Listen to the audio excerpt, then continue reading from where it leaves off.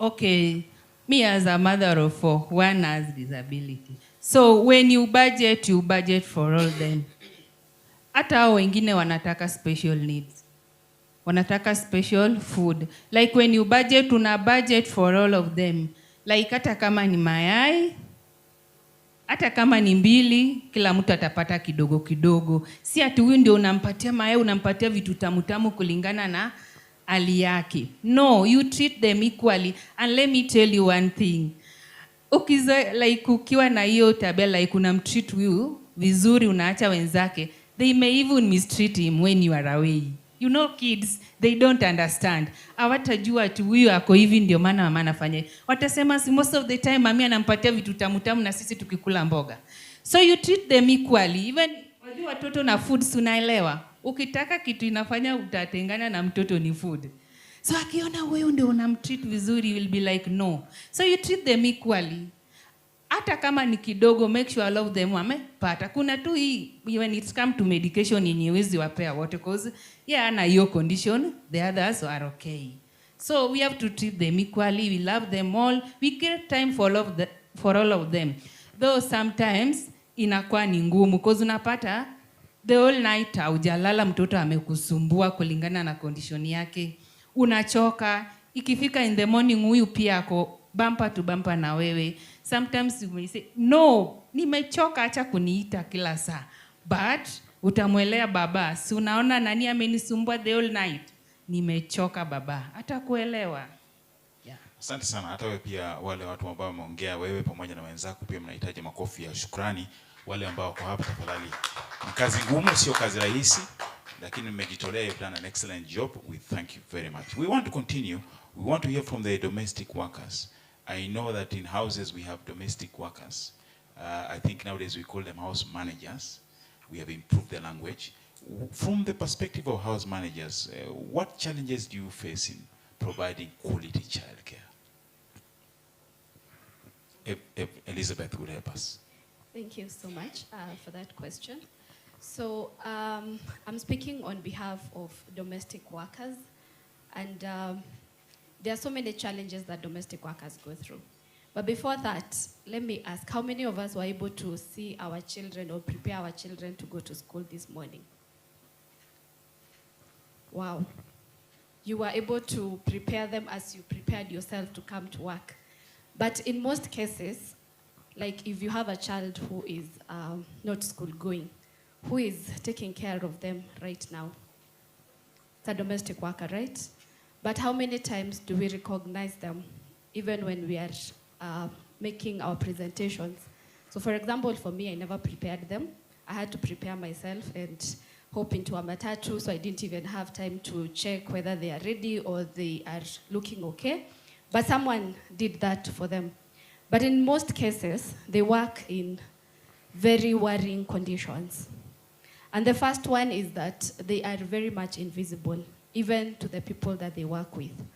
Some of us do not even know their names, their full names, where they come from, whether they have children, whether they have a family. And that is where you will find that we'll even deny them time off. Or when they tell you that I would like to be going for 3 days during holidays to go and see my children, you're like, the children are also at home and I have to go to work. And you know, I can't be able to stay in the same house with my children. Sometimes we even trust the children to be with the nanny more than we ourselves. And this is something that they have even shared with me, that on Sundays when they go for their off, they come back and they're told, "Toto wako hajakula." Why? Because you as a parent, sometimes you're not even able to feed your own children. The nanny is the one who knows all the ways that they are going to work around to feed the child. And at times, we expect them to work with very little to no pay at times. Delayed salaries for domestic workers. And you forget that as they're taking care of your children, their children are looking up to them to be able to provide for them.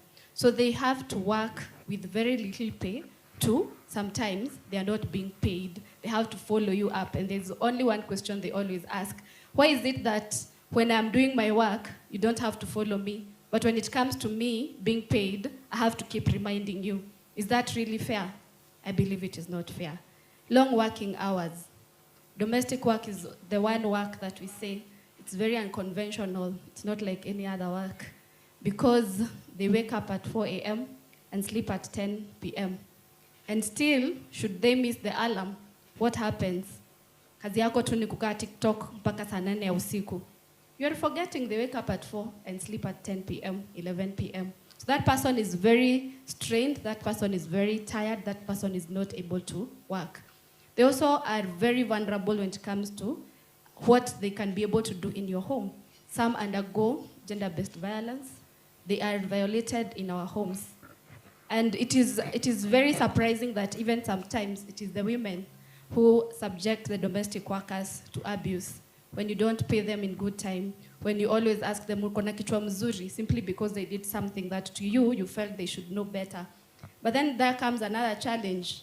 We are not investing in the very people that we leave our children with. Your domestic worker probably does not even know how to respond if your child is nose bleeding or fainted. They don't know what to do if that person who is taking care of your child gets burnt. But what will happen if that happens? It's an accident. But you will blame them, forgetting that you didn't even do something to empower them and to help them to be able to respond in a good way. The other challenge that we have is that they're also undergoing abuse from our children. The child will insult the nanny. They will want to use their gadget, and you will tell the child that wachana na yeye atumie, ukimnyang'anya atalia. And that is their gadget, their phone, and you want the child to use it. Na yako haiguzwi, but your domestic worker inaguzwa. So we have also found ourselves in situations whereby even employers are contributing to their children abusing the domestic worker. We are also not collaborating with the domestic workers in disciplining or even training our children. You find that a domestic worker probably has gone to an institution. They have been trained that at this age you start training the children how to feed themselves. They try to train it and you tell them that is why I've hired you, feed the child. And the child has come of age to be able to feed themselves. And I also asked my members, what are the other challenges that they face? And one of them, who takes care of a special child? And I think these are challenges that one of our panelists here relate with, is that they do not get proper rest at times because they are watching over these children 24/7. And she told me that one of the other challenges is sometimes parents don't disclose. So you find that you're in a home, you're supposed to take care of a special child, but you don't know. But what happens? The parent is always blaming you because of challenges that had they told you and even invested in you to be able to know how do you respond to the special needs of this child, then it would have been a better environment. Some of them said that when the child is sick, you blame the nanny. And it is so unfortunate that even recently, domestic workers are always the quickest person to blame when something happens in our homes. I don't know whether you heard of that story where it was alleged that a domestic worker poisoned the child, only to later realize that the child died out of natural causes. I think he was unwell. But who was the first person we trolled on social media? It was the domestic worker. Why? Because they are the easiest to blame, they're the easiest to say that they were not there, they were not observing. And for her, she also felt that sometimes when you are working with a special child, you're always under some pressure to achieve some milestones in that child. And the parent probably wants, nataka ajue kukula ama nataka ajue kuongea. It requires a lot of patience. But then the parent is like, apana wenzake wa miaka hii wanaongea. Why is my child not talking? But then you realize that this person is under so much pressure. Remember we said that she's working on long hours. They don't get time to rest. And then you are putting that pressure for them to achieve these milestones. So who takes care of the caregiver? Who takes care of the domestic worker? If you're not giving them time to rest, time to be with their families, you're paying them poorly, so they are not able to even take care of their own family. They're not able to enjoy this profession. So those are some of the challenges that domestic workers go through when they are taking care of the children that they are left with. Wow, there are many. You asked a good question at the beginning. How many took care of their child as they prepared? I wanted you to follow up with another question so we can see those ones who are causing all these problems. How many have domestic workers in their homes?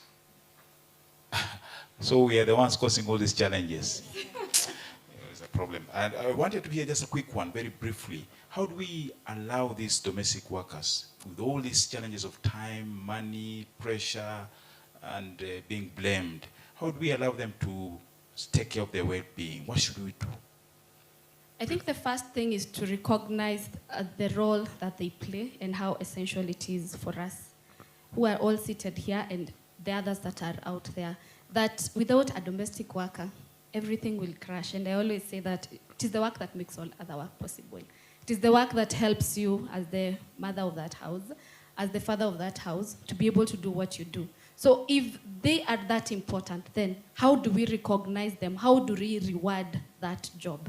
There are so many rules and laws that protect domestic workers, but we're the first people to violate those laws. When it comes to providing them with rest time, when you deny your domestic worker rest in the week, when you find your domestic worker seated watching maybe or just resting and you're like, no, you can't be seated and the windows are dirty. You start looking for things that they should be doing. So providing them with rest time is very, very important for domestic workers. The other thing is, can we be also advocates of even the domestic workers that are in the environment that we are in? I may be treating my domestic worker well, but I have a friend who treats them badly. Can we speak up even for them? The government is in the last stages of ratifying CLO 189 and 190 on decent work and safety in the house. But we want to see how is it going to be enforced. Can we ensure that it is going to be implemented? Yes, the other day we were with some domestic workers and one of them had happened to have traveled outside the country. She was telling us that once you get there, someone comes and knocks and asks you, how are you? Where are you sleeping? Are you being paid the minimum wage? Are you being paid? So there is someone who is even checking on our domestic workers when they go outside the country. But what about here in Kenya? Do we even have a database for domestic workers? Do we even know where they are? Do we even have any mechanisms on following up on them to understand what are the conditions that they are going through? So this has to be done for them to be able to feel even safe and to be able to do their work. One of the challenges I had not mentioned is that access to professional development. So you find that with their very low salaries, they're not able to even sponsor themselves for trainings. So you find that domestic work is one of those jobs that has so many people getting into the market, but they are not able or they're not even empowered to be able to offer the service well. Can we invest in professional development or certification of domestic workers? That if someone wants to pursue it as a career fully, can they have a way that they can get the trainings, the certification, such that when you're even leaving them in your home, you are very sure that you have left a well-empowered person to be able to take care of your children. So we cannot talk of quality service or quality childcare in our homes if you're not willing to invest in the capacity building of the workers or the domestic workers who take care of our children. Thank you. I want to pick from there and I go to Daktari. This capacity building, professionalizing, what should we do? Because I've heard people saying that I bring them from the village, they don't know what to do, so I train them. Why should I pay them more? So what do we do to professionalize this? Thank you so much, and appreciating my panelists, especially Liz, who's given a very, actually the tip of the iceberg of what domestic workers go through. So my name is Amakove Wala, and I'm here representing House Managers Agencies Association. This is an association that brings together placement agencies, and I think the first thing is to ask those who say they have domestic workers, where did you source them from? I remember when I had my children, my children are now teenagers and an adult, and I was being discharged. I had triplets, the second pregnancy. I met my domestic worker at the gates of Nairobi Hospital, and we went home together. I didn't know her name, I didn't know her background. All I needed was a domestic worker, and these are some of the risks that we face. And it's from that experience of working with domestic workers, especially when you're a career woman and you have multiple children, that pushed me towards forming a company that places domestic workers in homes. And it's a field, and I'll come back to your question, it's a field that is not regulated at all. So anyone wakes up and starts. So some of us, we started that way. And we are trading in human beings. And I think that's what the take-home message is, that the agency you approach to give your domestic worker is actually handling another human being. And we saw that there are very many gaps in this domestic workforce. One is, who is a domestic worker? Who wakes up and decides, when I'm 6 years old, when I grow up, I'm going to be a domestic worker? It is a profession that's looked down upon. I think the others have emphasized on it. But when you look in the West, especially in the UK, they are professional. Nannies are professional. They're skilled workforce. They're people who leave corporate work to become professional nannies. So we want to see, how do we elevate this sector? How can we empower these domestic workers through associations like Domestic Professional Association of Kenya, so that they're able to see that the work they're doing is dignified work, it is professional work, it should be reimbursed, all the 5 R's that ILO pushes for. And I think that is where we fall short, that we've not seen the importance of this work, especially caring for children. The second thing is, now that we have someone in our house, what are the skills? What is the background of this person? I was joking in our table, I come from Western, and one of our members said they're opening a training school in Western because Western is the source of domestic workers. There's even a stereotype that the domestic worker from Western would perform better than a domestic worker from, let's say, Central Province, isn't it? Yeah, and when you come to our agencies, you say, nataka yule, nataka mluya, nataka, we hear a lot. Asikwe beautiful sana, sijui atatongoza, my husband, we hear all sorts of things. And we forget that this person is coming to take care of a very vulnerable person, your child. And so, because of that lacuna, some of us have started different curriculums on what, given the feedback, both as a parent and also as business people, what is the feedback that's coming from the homestead? Most of them are sent away because maybe their attitude, maybe their timekeeping skills, hygiene, child caring skills. So in that absence of not there being a curriculum, since it's not being seen as a professional occupation, a few people have come up with curriculums, but I want to applaud the government, NITA in particular, that has come up with a home care management curriculum that's already certified. And this, of course, it has been tailored towards domestic workers who are going to the Gulf. So we've adapted it to the local context. But currently there's one that is almost done, the Childcare curriculum that we have participated in. We've given our inputs to ensure that when, after the end of the 400 hours or so of training, the person who comes out at the end it's a unified way of giving skills towards the domestic worker. And for the few or the many who've gone through the home care curriculum, and I'll give my example, as an agency, we've trained quite a number, I've taken through a number through the other curriculum. There's so much joy in this person when they hold a certificate that has a government stamp on it. There's that validation that this work that I'm doing is recognized, it's professional, and they're very proud. There's a time I used to advertise and get consent from people who are in my agency, and one of them said, please don't put my picture there. My people don't know that I'm serving as a domestic worker. And these are the kind of images or the kind of stereotypes that we see.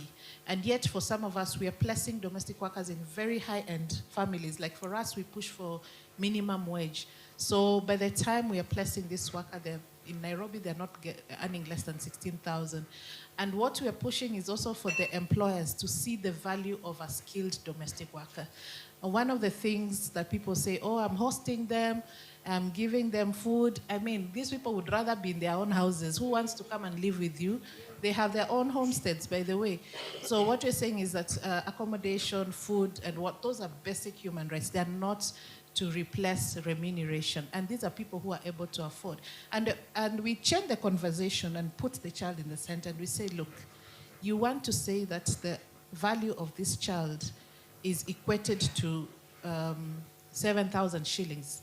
Or is equated, this is money that when you go to a salon, you leave over there, or Rumba, some of us who like going to Rumba, we leave 7,000 at the end of the evening, and you want to say that this person who's taking care, this very valuable person is going to, they're the ones who pick up issues of development delays. They're the ones who will tell you, this child is not eating okay and whatnot, and this is the value that you place on them. When the conversation changes to the child, I'm telling you, the employers change. And they're like, okay, so what can I support them with? So we have these conversations as agencies. As agencies, we also know we have our shortfalls. Of course, the market, I told you, it's unregulated. No one should tell you that you need a license to operate an agency. And these are some of the things we are trying to work with the government to see how can we regulate so that this lady who was accused of poisoning a child, if that person had an agency that was behind them. Some of us have police on speed dial. We've gone to rescue girls from homes where they're being abused. Within our sector, we have access to resources through our partners, like legal resources, where, a domestic worker has been thrown in the middle of the night, and you guys, you kick them out in the middle of the night. It's the truth. Don't talk about what is happening in the Gulf. In Kenya, the abuse that's going on in our homes with domestic workers is crazy. Mm-hmm. So the agencies act as a midpoint between the employer and the employee to look at the person that I'm bringing to you, to your homestead. I've vetted them. I have looked at their history. I've tried to give them as much support. I've networked them with the union or with the association so that when they don't come in the house in the first day, second day they're already asking you for an advance, which is what usually happens. But if they're empowered financial literacy through associations or the circle like hers, then they're able to manage themselves better. Thank you, Dr. Yeah, so in a nutshell, what I'm trying to say is that we are moving towards professionalizing the sector, not just with the domestic worker in terms of skilling, but even in how the interaction between the employer and the employee can be improved on. Thank you. Thank you very much. And this eminent panel, tafadhali tuwapigie makofi ya kutosha kabisa. Makofi ya kutosha, hayo hayajatosha, tafadhali tuongeze makofi. Tunashukuru sana. We thank you very much for having spared your time to come and be with us. We now release you so that we can, so that Stella can introduce the next speaker. Thank you very much. Thank you so much. Ladies and gentlemen, everyone, I would like to introduce our next speaker. I'm very delighted to invite our next speaker, Mr. Abdullahi Malim. He's the Education Lead, Frontier Counties Development Council. Abdullahi Malim is an education, governance, and policy specialist with over 25 years of progressive experience in public administration, devolution, education sector planning, institutional reform, and public service leadership. He currently serves as the Education and Governance Sector Lead at Frontier Counties Development Council and has previously held senior leadership positions including County Secretary, Head of Public Service, the Chief Officer for Health, Roads, Devolution, and Education in Wajir. That's amazing. He has extensive expertise in governance, transformation, cross-country collaboration, stakeholder engagement, intergovernmental relations, and public sector efficiency, particularly within Kenya's ASAL regions. And his work included leading regional policy harmonization processes, managing donor-funded initiatives such as USAID, Nawiri, and Care for Innovations, programs, spearheading peace building, and countering violent extremism, CVE strategies, advancing digital literacy initiatives through public-private partnerships in underserved counties, and is passionate about ethical leadership, strategic planning, policy innovation, and promoting equitable access to education and public services. Mr. Abdullahi Malim, karibu sana.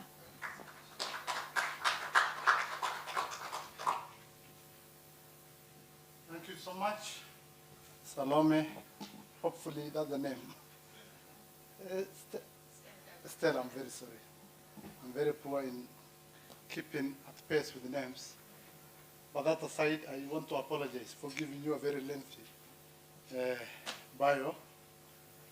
So, distinguished guests, colleagues, partners, women leaders, caregivers, and fellow champions of inclusive development. I had a presentation, but I saw the direction Ruth has gone. I also want to just summarize and give a very small kind of points. Good morning.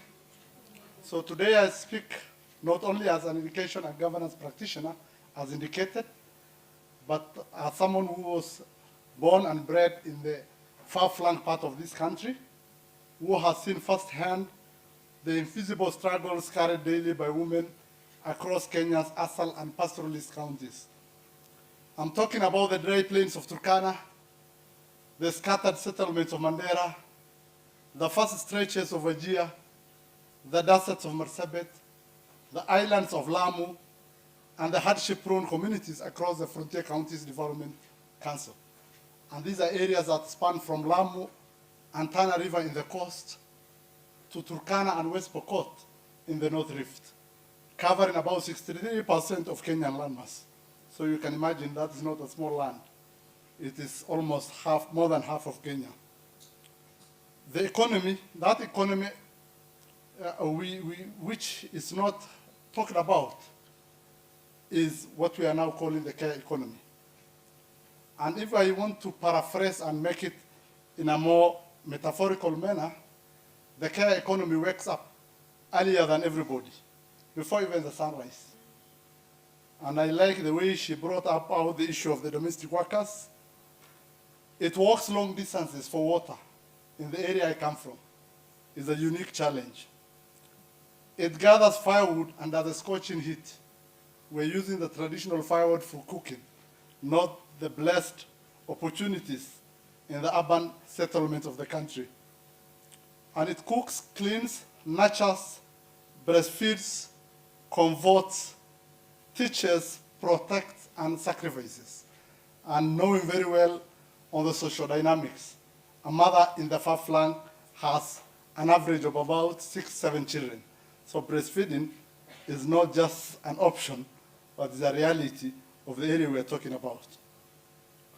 And yet, despite holding households and communities together, this labor remains unpaid, invisible, undervalued, and unsupported.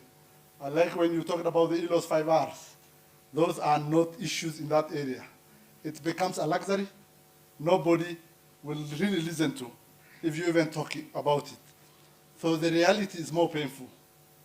While the world measures productivity through markets, industries, and formal employment, millions of women in our communities spend most of their lives sustaining families without recognition, income, protection, or relief. Studies done by Aga Khan University Institute of Human Development, our consortium lead in the care space with IDRC funding, indicate that women in Kenya spend nearly 5 times more hours on unpaid care work than men. To be very exact, that is 4.6 times more. So what does that mean?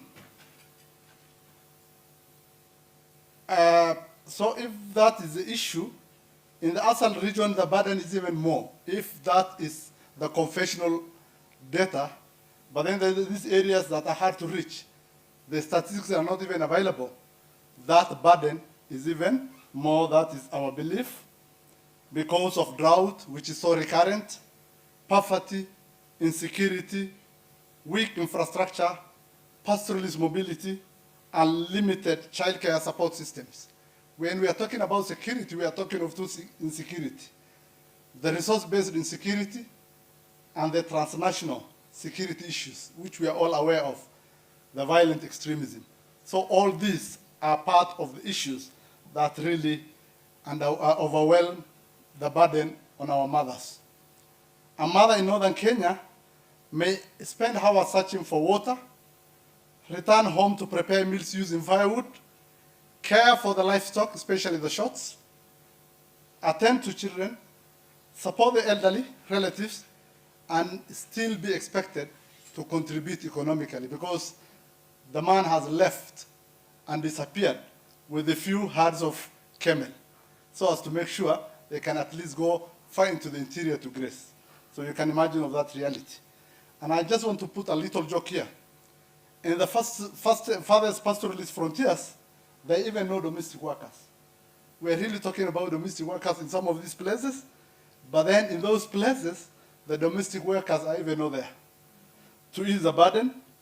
So mothers carry the entire weight of care alone, often assisted only by young girls, whose childhood quietly disappears into the struggle for family survival. I want you to take a mental tour and picture a case of a woman who is herding goats with a kid strapped at the back, carrying a load of firewood on the head. That's the mother I'm talking of, and that's the mother I want you to visualize. This is not merely a woman's issue. If we need to talk about that now, it's also important we realize this work should not be a woman's issue. It's a development issue, it's an economic issue, it's a human capital issue. And if you ignore it, we cannot genuinely talk about inclusive growth, gender equality, or sustainable development. Care ecosystem friends. No country can fully prosper when half of its population is exhausted by survival responsibilities before they even participate in economic life. Weak childcare systems reduce women's productivity. They limit girls' education, they affect nutrition and child development, they increase poverty, and they deepen inequality. When you talk about the health indicators, issues to do with nutritional, malnutritional statistics in this country, I'm sure the situation is even dire in those areas. And all other health indicators, including skilled birth delivery, issues on immunization, fully immunized child, and all these kind of statistics. But then with all those very damning kind of indications, there is still hope. And this is the hope we want to also spotlight a little bit. Across the FCDC counties, important efforts are already taken shape, courtesy of our very proactive Constitution 2010, where we had talked about the devolution, and to some extent, it brought redistribution of the resources into all parts of this country. And as a result, the county governments and partners are investing in ECD systems, community health systems, water infrastructure, nutrition programs, and women empowerment initiatives. According to Schedule 4 of the Constitution of Kenya, we are aware of what is devolved and what is not devolved. So when some of these resources go to the interior, despite devolving even the inadequacies related to weak governance, we are also devolving at least some resources to make sure opportunities are also a little bit equalized. Through collaboration with the Aga Khan University Institute of Human Development under the IDRC-supported Care for All initiative, we have strengthened conversations around integrated ECD systems, where we're talking about the nurturing care framework to make sure at least our ECD is fully integrated. We are talking about the care framework. We have also come into full glare as FCDC to support on issues to do with policy coordination. FCDC is basically a regional economic bloc that fosters socio-economic development for these counties, and we are very large on issues to do with policy advocacy, issues to do with convening and other related matters. We have also embraced the issues to do with the community-centered care models and integrated ECD models. You are aware a good percentage of the frontier people are from the Islamic faith. And we normally delay enrolling our children in the ECD centers because of the Duksi and Madrasa issues. And integration, as per the Education Act, is a key thing. So we're trying to see, using the Madrasa Early Childhood program, to at least make sure we embrace the integrated ECD model. We're also getting engaged in policy and advocacy conversations. FCDC has played a central role in coordinating programs like the Pastoral Leadership Summit 2024 in Wajir, where the president was the chief guest, and we were talking about 103 parliamentarians coming from the 15 counties in the ASAL context, about a third of Kenyans governors, and similar number for other political representation.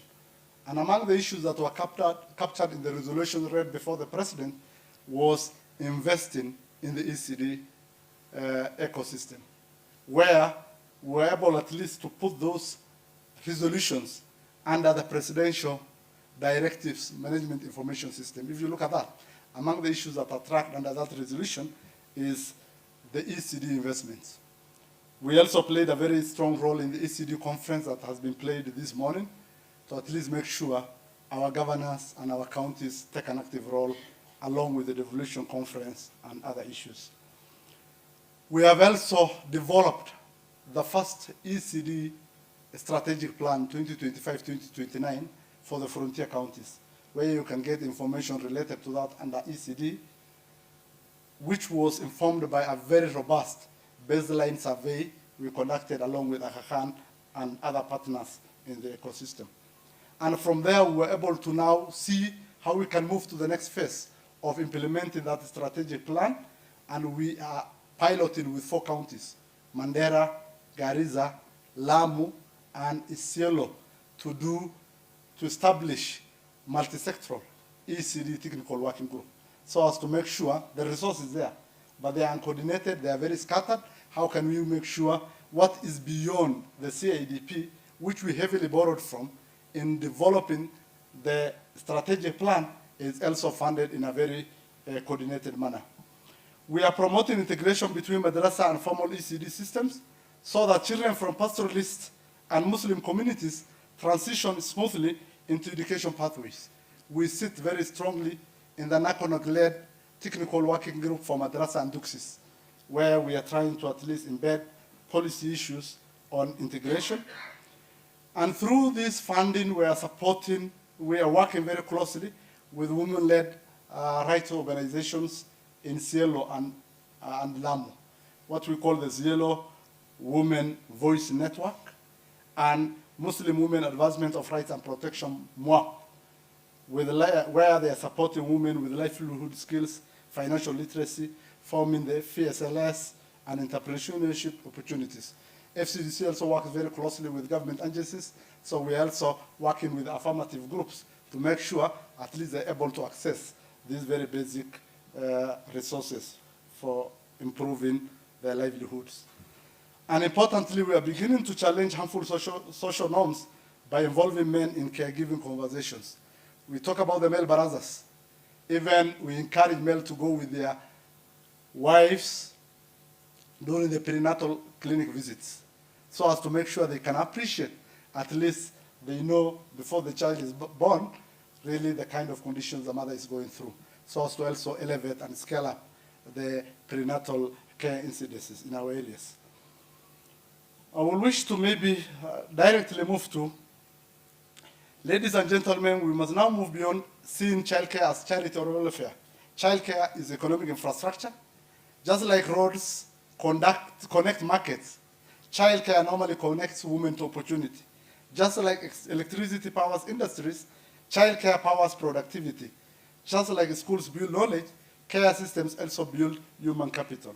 When childcare systems are strong, women participate more in business and leadership, children receive proper nutrition, stimulation, and protection, families become more resilient, communities become more stable, and economies grow stronger. This is why investment in Kenya systems must become central in county planning and national development frameworks. And that's why we always insist our CADPs must always have a lot of care issues. And if you look at some of the things I've written, there was an issue of having some indicators to at least make sure care issues are also tracked and measured. So we need child-sensitive budgeting. In our programming, we are supporting Lamu and Cielo to at least come up with child-sensitive budgeting. We're just timing the budget cycles to make sure at which appropriate time to intervene, you know when the cycle starts. And planning normally precedes budgeting. So when do we start the ADPs? When do we review them?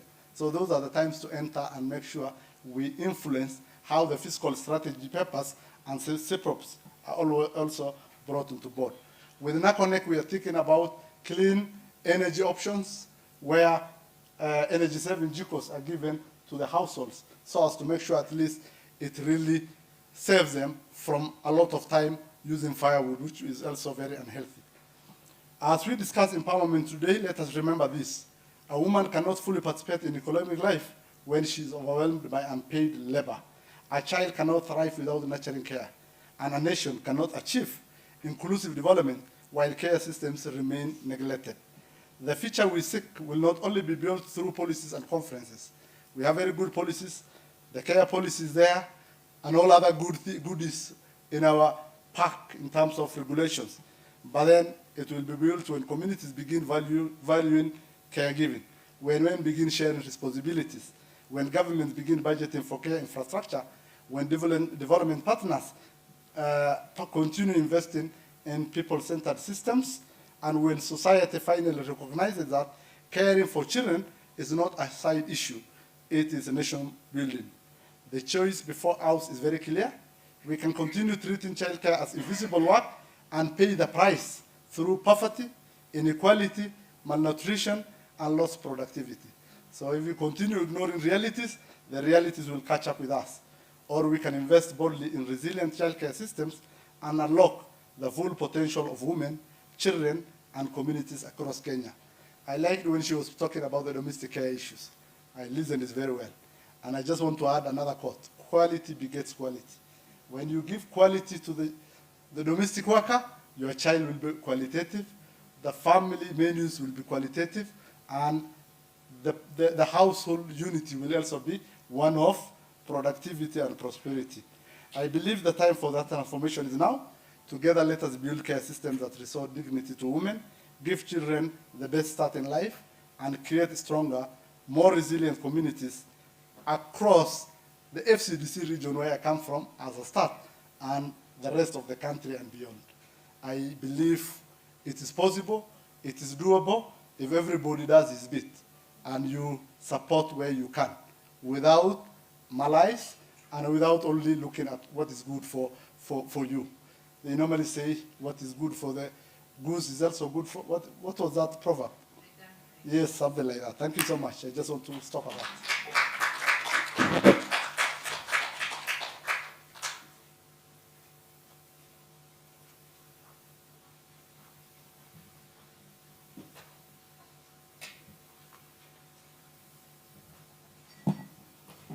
Thank you so much, Mr. Malim, for reminding us that we have choices and we need to make the right choices, and we cannot ignore what's before us and what has been discussed today. So, ladies and gentlemen, everyone, we have another speaker who will be speaking to us today. The name is Rosalia Ndambuki, Assistant Director, School Health and Development, Nairobi City County Government. A brief introduction. Rosalia is a highly experienced ECD professional, play-based learning expert, and quality assurance officer with strong expertise in competence-based education, CBE, teacher training, co-curricular instruction, and materials development. Rosalia is currently serving as Assistant Director, School Health and Development, with a passion for promoting quality, integrity, and holistic learner development. I'm smiling as I finish. Karibu sana, Rosalia.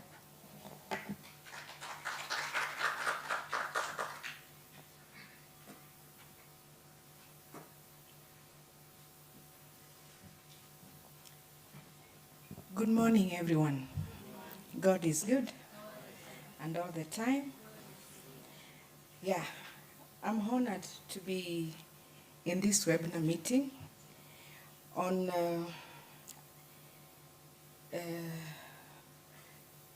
identifying the women and what they do as the backbone of our families, communities, and economies. When women are empowered economically, families will be stable, children will receive better care and education, and the communities become more productive and resilient. Now, in Nairobi County, women carry the largest share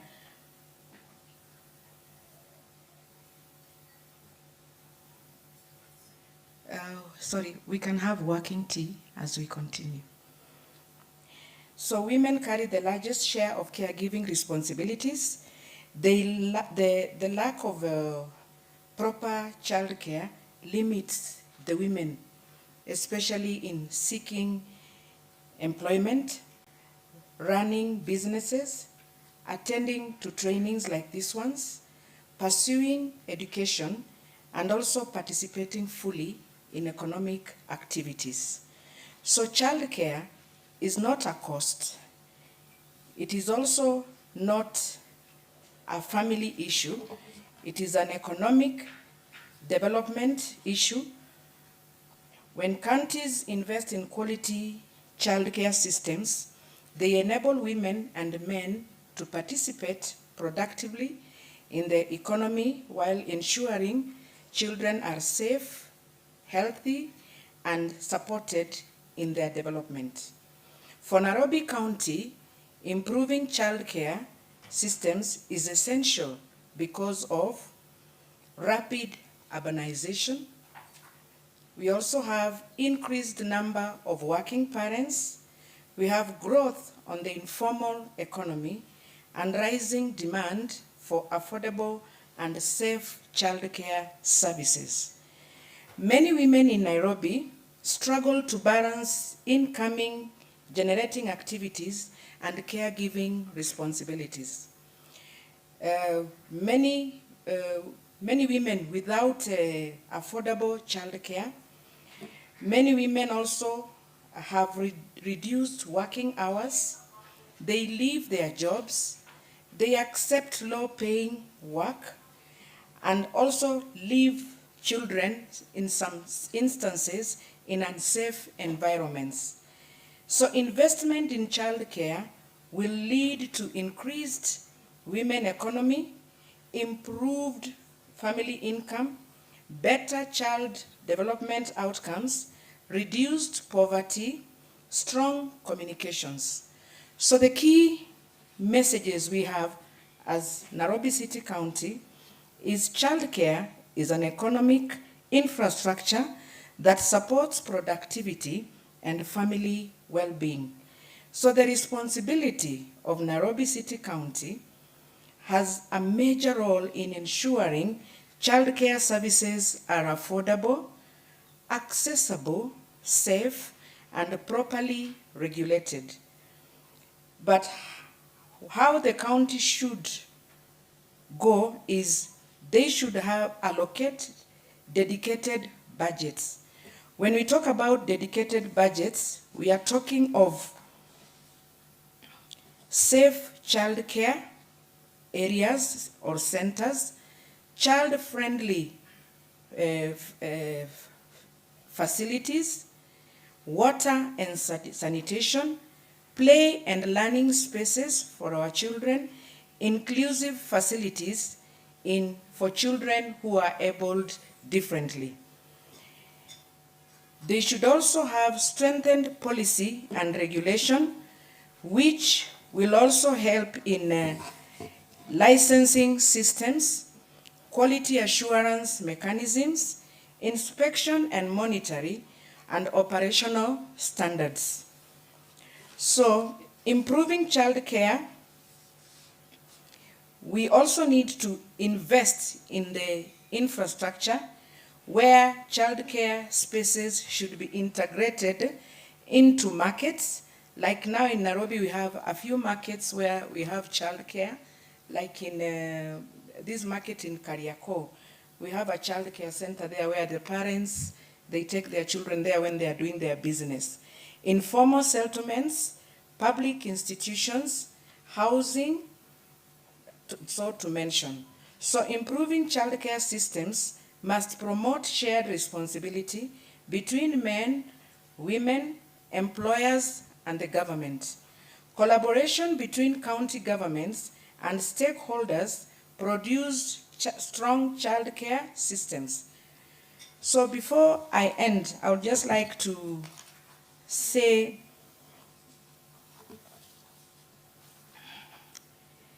Let us prioritize sustainable childcare financing and strengthening partnerships that ensure every child has access to safe, affordable, and quality childcare while enabling parents to participate fully in economic development. His Excellency the Governor of Nairobi, Johnson Sakaja, has a mantra that says, a city where every learner thrives.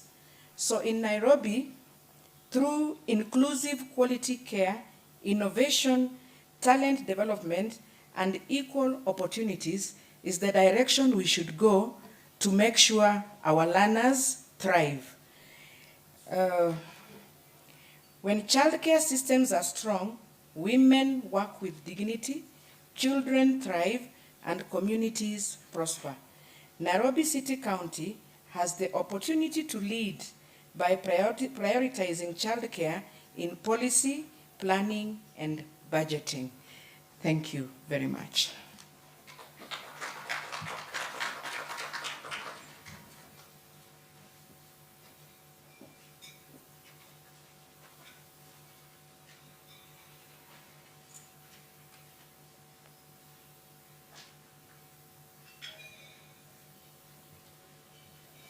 Let us give Nairobi County a bigger applause than that.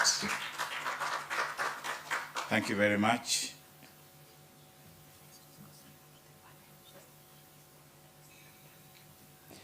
Thank you very much. I want just to let you know that arrangement that we have is that we take tea even as we continue. So there will be no tea break. We are doing this because we realize that there are also people online, and we would like them to continue participating. But for those who are here, you have the privilege of going to take your tea and continue without taking a break so that we can proceed as efficiently as we can. We now want to move on to the next session, which is going to be a panel. We are going to be, that panel is going to be chaired by Stella. Stella is well known in this sector, key actor in ECD, working with the Ministry of Health. And for those who are in this sector, you must surely know that she's a key component of how we are progressing the agenda for children. And today she is here to help us with this panel that is going to discuss issues around child care. I would like to invite the panelists. I would like to run through the panelists and ask them to join the Stella on the stage. There will be a microphone provided for you, and Stella will lead you through that process. Well, first of all, I would like to introduce Ms. Frida Wawira Nyaga, Executive Director of COVAO. She's a gender equity, safeguarding and social inclusion specialist with over a decade of experience in development work. She has worked on projects that focus on prevention and response to sexual and gender-based violence, economic empowerment, sexual reproductive health rights, safeguarding and child protection, and climate justice. She's currently working with COVAO as Executive Director. Previously, she has worked with Plan International Kenya, Women Fighting AIDS in Kenya, WOFAC, and Watoto Watch Network. She holds a Bachelor of Arts in Social Work from the University of Nairobi, and is currently pursuing a Master of Arts in Human Rights from the same university. Let's welcome Frida Wawira Nyaga. If she's here, give her a round of applause. Thank you very much. We also have on the panel Esther Ngado, Child Health and Development Officer, the Action Foundation. Esther Ngado is a dedicated Child Health and Development Officer with experience in advancing inclusive child health, early childhood development, and disability inclusion programs. She works closely with children with disabilities, caregivers, and communities to strengthen access to healthcare, rehabilitation, education, and psychosocial support services. She's passionate about equitable opportunities for every child. Esther contributes to program implementation, community engagement, caregiver empowerment, and advocacy initiatives that promote the well-being and development of vulnerable children. Her work is driven by a commitment to inclusion, dignity, and creating supportive environments where children can reach their full potential. Please join me in welcoming Esther Ngado. Thank you very much. A round of applause, please. Thank you very much. I would also like to take this opportunity to invite Martin Kieng, Partnerships Manager, Kidogo Alias. He brings 11 years of experience in social enterprise development, specifically in childcare, and more than 7 years in NGO offering quality and affordable healthcare. He considers himself a social entrepreneur. He has expertise and skills set in partnerships, business development, human-centered and business model design, product development, and has been involved in various system changes in childcare, notably contributing in the creation of guidelines for employer-supported childcare with IFC World Bank, global costing for ECCE, and he believes that as childcare is an intersection of both social and economic aspects. It's a human rights issue, and it's an opportunity in inequality issue, and business can be a force for good in accelerating justice, social justice. Please join me in welcoming Martin Kieng. We also have Dennis Mutinda. Dennis Mutinda is Chief Operations Officer, Tiny Totos. Dennis he leads operations, data systems, innovation, and field performance to support the growth and impact of organizations' childcare network. He drives data-driven decision-making, operational efficiency, and technology integration across the organization. Prior to Tiny Totos, Dennis spent 19 years at KPMG, rising to Senior Manager, Data and Analytics, where he led regional analytics, automation, governance, and digital transformation engagements across Eastern Central Africa. He's a former president of the SACA Kenya chapter and currently chair of Data Analytics Kenya, with a passion for using data and technology to create meaningful organizational and social impact. Please join me in welcoming Dennis Mutinda. Last but not least, we have Stella Mengele, founder and executive director, Stella Mengele Foundation. She's a proud member of ECD Network in Kenya. She's a dual impact leader in the ECD space, dedicated to the advancement of children and the empowerment of women. She's the global edutainment director of Gift Connect, a premier childcare institution in the USA, and the founder executive director of the Stella Mengele Foundation. She bridges global edutainment strategies with grassroots action in rural Kitui County, where SMF, Stella Mengele Foundation, empowers families with nurturing care and economic initiatives for mothers. Stella's transformative work in Kitui County has earned her the Head of State Commendation from the President of Kenya in the year 2024, and the Global Leader Award for the Women World Forum Foundation 2026. Stella is a passionate advocate for the idea that quality childcare is the ultimate engine for child outcomes, gender equity, family prosperity, and community resilience. Please join me in welcoming Stella Mengele. Lastly, and not least, we have Irene Musioma, Programs Manager, Greek. Irene Musioma, she's responsible for overall program development, management, implementation, with a special focus on women's empowerment and girls' education and early childhood development and education. Irene stands at the forefront of advocating for a brighter future of children, women, and communities, especially those left behind. And a round of applause please join me in welcoming Irene Musioma. Thank you. A round of applause for this eminent panel as we hand over to Stella. Thank you. A round of applause, please. Thank you. Munaweza, thank you so much. Thank you so much.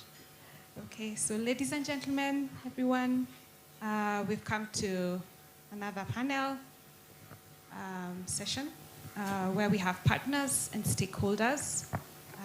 And we are focusing now on systems and policy perspective, just to hear what stakeholders in this space have to say.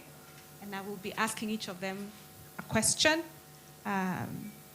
Please be as comprehensive as you can, but because of time, not too long. So I will start with Kidogo Ali. Yes, Martin, how are you? So based on your work with childcare providers in the communities, what are the key challenges you have observed that affect the quality of childcare services on the ground, particularly in informal settlements? So specifically to informal settlements, we work in urban and peri-urban regions within the within counties. So,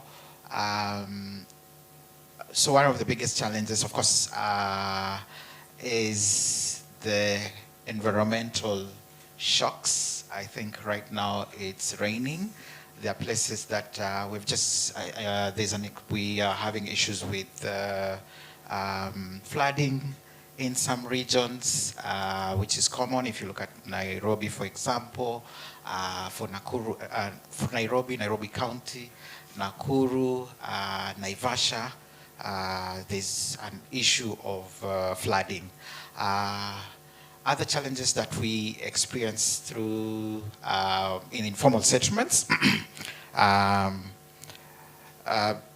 it's centralization of ECD within counties. So considering ECD is multi-sectoral, so we don't have that coordination of ECD counties. And we know as we implementation is a system, not it's not a project.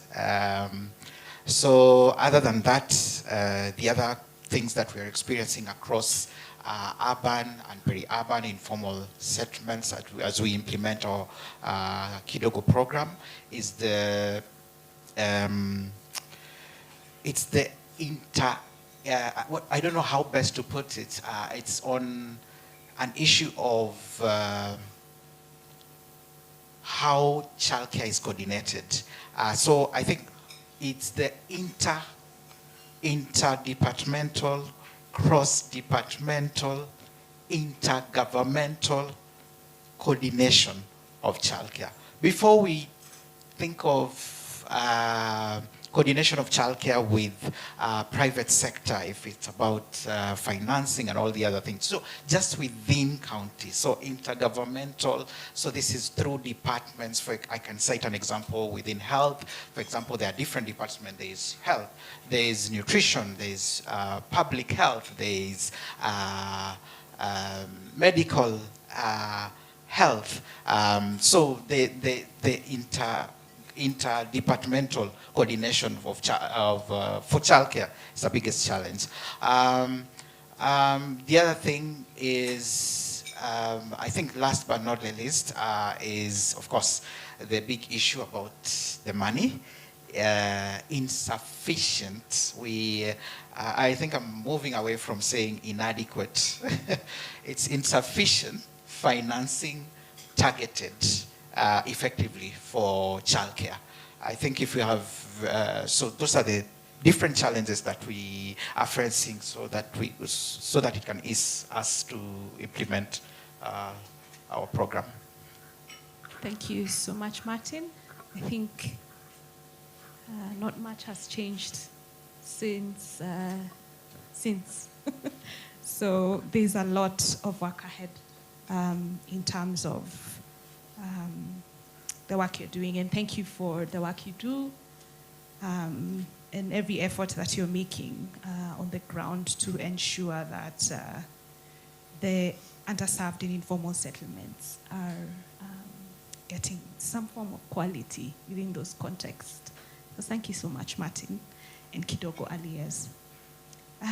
Ladies and gentlemen, everyone, next we have Tiny Totos. We have Dennis. Dennis, how are you? I am good. Okay. Yes. Okay. What practical improvements, investments, or innovations are needed to better strengthen sustainable childcare systems that better support caregivers and enhance the quality, accessibility, and sustainability of childcare services for working families? So focus on the work that Tiny Totos is doing. Please mention challenges and some solutions that you can propose. Thank you. All right. When I saw this question, I was like, some of them have been answered from the presentations that have been done and even the testimonials that have been shared. I was hearing Malim there, I was like, okay, I'm nodding. This one is already giving out everything that I wanted to share. But just in point form so that we can be able to actually look at it from the perspective of one angle where we come in and where others play a role. The first one, and having been mentioned even by Domestic Workers Professional Association, is we need to build capacity. We need to professionalize the caregivers. Now, for us in Tiny Totos, we do have a NITA certified early childhood program, which takes the caregivers, daycare owners, and others to be able to understand and appreciate the whole journey of doing childcare. And over and above that, the training is one aspect, the coaching is another. Where do we go in and support those ones on the ground? Because you can learn, but you can also practice. We also do a lot of coaching, and it helps to be able to build that capacity for them to now run things by themselves. The other thing that is very important that I've taken notes about is improving access to financing. There's the direct way, obviously, people are looking for financial institutions to be able to provide this service, but normally they are out of the loop. They are more expensive, they are unreachable, they want bigger amounts, while some of these caregivers just want small amounts that have quick turnovers so that they can run their businesses better, be able to achieve small aspects of their activities on a day-to-day basis. And most of those financial institutions do not offer that kind of approach. And therefore, it leaves them going for these fast, high-interest loans from mobile providers, which now puts them in a trap. And this is one of the areas where we have, for example, an internal pot of, let me say, credit that we provide for them to enhance their daycares. So when they want to purchase a mattress, when they want to look at how they can expand their daycare from a 1-bedroom to a 2-bedroom, those are some of the activities that need that kind of funding. And therefore, we do provide a small revolving fund that helps for them to be able to now equip themselves and expand as well. Strengthening digital systems is another area, because yes, we've all talked about, and people are talking about AI everywhere. They're talking about analytics there, and obviously my background is analytics, so there's a lot that I can appreciate that data does. And we do collect a lot of information directly as Tiny Totos, but they also collect information because they have to take the attendance of the children, they have to look at the payments, they have to check on their own expenses. How do they know they're profitable? They can do paperwork, but sometimes that takes time for them to appreciate the bigger picture. So when we brought in, for example, Mtoto app, which is an app that we developed internally, it helps for them to be able to see end to end how they are performing and what they need to focus on to make themselves grow profitably. And that also helps in the bigger picture when we are doing assessments of performance across different areas. It gave us insights on what kind of payments do parents, let me say, accommodate. What kind of services can be expanded to this kind of business? Because it's not only just taking care of the children, there's far much more that they do that people don't recognize. Even washing the children, they wash their clothes, they actually plait their hairs. All those are different kind of incomes that actually come while the child is in the daycare. And when we capture this information, it helps for them to now see it as entrepreneurial rather than just childcare is a charity kind of service. We promote practical quality standards, and this is important because sometimes we can put a minimum standard, but it's not affordable. So we go back and look at a daycare and we say, do you have, for example, a jerry can? if you do have a jerry can, can we pierce a hole on it and we put a stick so that you have a water hand washing system, so that we do not have challenges when it comes to the cleanliness of the children and they are now handling food and all that. And it's a simple solution because it's practical enough to be taken at that level. If they can afford to buy a hand washing kit, then that's better. But it's not about pushing the standards to the level where now we start struggling. Do I debate buying this, or do I now take care of the children accordingly? We expand the employer-supported childcare, and this is important because I think many corporates, and especially in the agribusiness, there is opportunity for childcare to be enhanced and for productivity to now be the overall outcome. For example, if you take Naivasha and how many flower farms have casuals that work there from morning to evening, they might make a decision as a parent to be able to leave early because they don't know how the child is at home. But if there was a care system that is actually supporting, it increases productivity for that particular farm. And it helps for overall outcome to be better for both the caregiver who's actually taking care of the children, and also the organization in terms of its profitability. I'm not saying organizations should go and set up their own daycares. I'm saying they can make use of the ecosystem around them, which they have always had, but now enhance them so that they meet a certain level of standard or appreciation. So employers can actually play a role, but they don't have to do it directly. The other thing is supporting community-based childcare models. And this brings me back to what Malim was talking about. And VSLAs are all over. VSLAs, which are the village savings groups. Yes. These groups actually can go beyond just savings. And they have done that. We have seen it in Uganda, where we are also working with LABE, and they work with the VSLAs that have set up what are known as home learning centers. And these home learning centers are just initiatives within that group where they say, let's take one of our neighbors' homes, let's build a structure, let us bring in some people with education background to be able to take care of these children as we go to the farm, as we do any other activity. And it has actually enhanced childcare rather than only dealing with it as a family within your own spaces. So looking at it in terms of the community coming together and working to be able to bring out that kind of output makes sense, because now you have productivity coming into play, and then the children are also being engaged accordingly. Working with government, I know many of you have mentioned the same, and it is not something we can run away from. As we say in Kiswahili, kidole kimoja kivunji chawa. You've heard of that. In English, we can say no man is an island.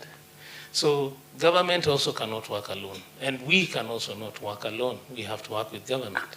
So for Tiny Turtles, in the health sector, working with the NCCG, Judy and the team who are actually in charge of the CHPs, we have a lot of discussions and engagement and referrals that we do to make sure that the children interventions in terms of health are dealt with in the shortest time period so that they are not actually adversely affected. And we also look at nutritional aspects and all other activities in relation to the same. But also we've been invited to forums and working groups to be able to share our expertise in terms of childcare programs and policies. And it's always important when we mention, while we are talking about policies at the top, please bring the people at the bottom to tell you exactly what happens. So we normally say invite the daycare owners, invite the caregivers on that front. Second last, increasing parental engagement. And this one was very important for us because, yes, I know parents, the first thing that they do is to be able to look for a place where they can leave a child so that they go and do their work. But over and above that, they will slowly realize that there is more to just leaving that child in that space. Can they also get something worth their development. Remember, a child's brain development is between 0 and 5 years, getting to about 80% to 90%. If you're not engaging them at that level, then you're already going to have a challenge when they actually grow beyond those ages. And we should take care of that by informing the parents about what the things are that they should be doing at that level. The daycares themselves and the owners are actually building that capability, so that's why they're learning about ECD and being able to train in early childhood. But also the parents at home need to put in the effort. So we do parents' meetings for the daycares so that they also get to be enhanced and build the knowledge around it, because knowledge empowers. You can never run away from that. And we also engage during different forums in WhatsApp for them to now learn that they invest the time right now in the children, they will have a better future for them. Last but not least, which I also heard being mentioned by Trevor Noah in the SCOL event that was happening in UK a few weeks ago when he was interviewing Wawera. Wawera is actually a very good name when it comes to childcare. So when you hear Wawera, just ask if they deal with childcare. He mentioned that his mother talked about help the doers do. What he meant was we need to take care of not becoming helpless. And this is what is known as learned helplessness. Let us not make them feel like they are inferior, that they cannot contribute to the process of childcare, that you have to donate support financially for everything while they can't actually also put in their own effort. So it's a balance, and it's important. This system has actually sustained itself for a while, even if there are no policies. If you go to the different areas where we actually operate, you'd realize that these daycares existed. These mothers or daycare owners were there because they saw the need, and therefore they actually stood out to be able to perform and do the activities that are there. We need to just enhance them so that they get to the next level where they now see more productivity, more outcome, and more value, which the community would appreciate and they would also appreciate. Thank you so much, Dennis. Tiny Totos. I hope you're working with Martin, doing a lot at the community level. A bit different, but I see SDGs in your work. I see ensuring that the well-being of these people is looked after. It's very important. So there's a lot happening. Still the same old. But opportunities to hopefully scale up. Yes. Scale up. Yeah, thank you guys. And I know that you work with many women in your institutions, so continue the good work you're doing and work together. There's a lot you can do together. Next we have Kovao. So Kovao, we have Frida. Frida, how are you? I'm good. So I have a question for you. How can partnerships between government and private sector, communities, and gender actors be strengthened to better support paid childcare providers, respond to the needs of women and families, and advance women's economic empowerment? Kovao. Thank you very much, Tara. Good morning, everyone. Good morning. I hope you're well. I've really enjoyed the conversations today, especially I was challenged listening to the Papapreneur, Michael. I think we need to see more of that in panels in order to challenge the existing gender roles and norms. Actually, it reminded me about a conversation we had with my spouse some time back. And we were looking for care worker, and specifically a nurse to take care of a child who needs special attention. And then I asked him, because there was a very good nurse, I asked him, can we hire a male nurse? And I'm telling you, it was a different conversation. And I'm interested in hearing from the men in the house, because we are talking about challenging existing gender stereotypes, including Dennis from here.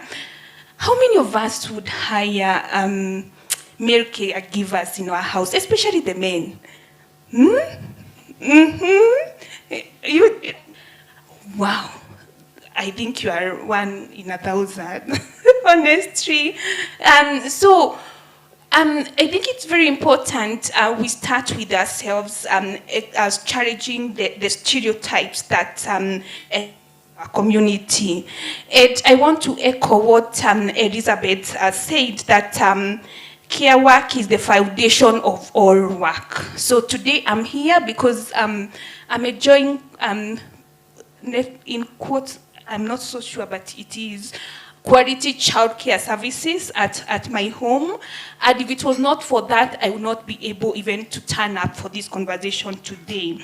And I was looking at some statistics provided by ILO, and they were saying that for every $1 invested in the care economy, we see up to 3 times or $3 returns in GDP. So we invest $1, and in return we get $3. And they were also saying that the care sector has the potential to generate 3 million jobs globally. And you can imagine how many of the care workers would come from Africa if we are talking about generating 3 million jobs across the world. And also appreciating that in Kenya we have over 2 million domestic workers working in the sector. So what you're saying is that we must stop viewing childcare as a private family burden and start seeing it as economic infrastructure. I think we can all agree that that was a cross-cutting message. Now, in terms of how we can strengthen partnerships, I like that we are more of repeating ourselves, but it's also a way of sending one message and us agreeing that this is the way forward. And I like what Dennis has said, as well as Dr. McCovey, on professionalization. And I would say that we are not short of frameworks. Actually, NITA has three curriculum. They have the home management curriculum, they have the caregiver curriculum, and now recently, cover with very many other partners, worked on the finalization of Childcare Level 2 curriculum, and it was recently published. But the question in terms of professionalization is that there is low uptake of those the courses that are already available in the market. So in terms of strengthening partnership, then we must ask ourselves, those ones who are here in this room, what is our role in terms of supporting care workers to be skilled? The government has done its work, but we need to work with them in terms of strengthening the rollout, especially of the NITA Childcare Level 2 curriculum, so that we can have more skilled workers. But also ourselves, we have a role to play in terms of providing incentives. Are we giving even time off to our care workers in our homes so that they can participate in these career development opportunities? And this is where Elizabeth was talking about even time off work so that they can attend to other responsibilities. But also in terms of, are we ready to pay for quality childcare services? And I like to challenge ourselves. Let's stop talking about the minimum. Honestly, even when you're looking for a job, you're normally told that for us as cover, we like advertising and putting the salary scale, so that when you are applying, you know how much you get. But would you want to get a salary on the lower end? Like, for instance, if I said a programs manager is between 150 to 200, would you like to get the 150? No. So we are saying, and we are challenging, let's stop talking about the minimum wage. Let's start talking about a living wage, so that they are able to take care of their bills. You know, the other day, we were working with a care worker to draft a letter to the employer. And we asked her, please share with us how you normally use the salary that you receive of 10,000. And the math were not mathing, for a lack of a better word. You know, when you try to divide that money into school fees, they have to go to health care, they have to feed their families. So let's stop talking about a minimum to a living wage. Now, the other thing that I like the conversation around is on where I'm pushing more on is in terms of the care infrastructure. I think we are one of the few countries in Africa where we have now the national care policy. And as Koval and WUSC, we are working towards, we are working with the government on the ratification of ILO 189 and 190. And that process just speaks on the power of partnerships. You know, we started the process sometime last year, and we have been able to conduct the public participations across the different regions, 7 of them, and it's because the partners brought in resources. So even when we talk about the care policy, we must push for gender-responsive budgeting. A policy which is not funded remains a suggestion. So it's to call upon the stakeholders in this room our job actually has just started. With the care policy, then we should push for the government to allocate adequate resources for the implementation of the care policy. And then even when now we ratify the ILO 189 and 190, then we also move the conversation out towards how do we strengthen implementation. And the third thing I want to speak about is in terms of addressing the barriers to participation, specifically the sexual and gender-based violence in the sector. It's an increasing concern whereby care workers, especially those ones working in the domestic setup, which is considered a private sector setup, they go through sexual and gender-based violence. Unfortunately, they can't speak out, because speaking out, it means losing their job, and they will lose their earning. They have to go back then to their homes, and they left their homes because of the conditions there then. So it's to encourage, whenever we are doing work, to encourage the care workers to speak out whenever there is a case of sexual and gender-based violence. And as Koval, we normally provide pro bono legal aid services to survivors of sexual and gender-based violence, including care workers. And then looking at the workplace, you know, I was reflecting at the COVID-19 period. I'm a mom to a COVID-19 baby. I'm not sure. And let me tell you, I normally compare that baby with my other babies. I think that is one of the healthiest baby that I have.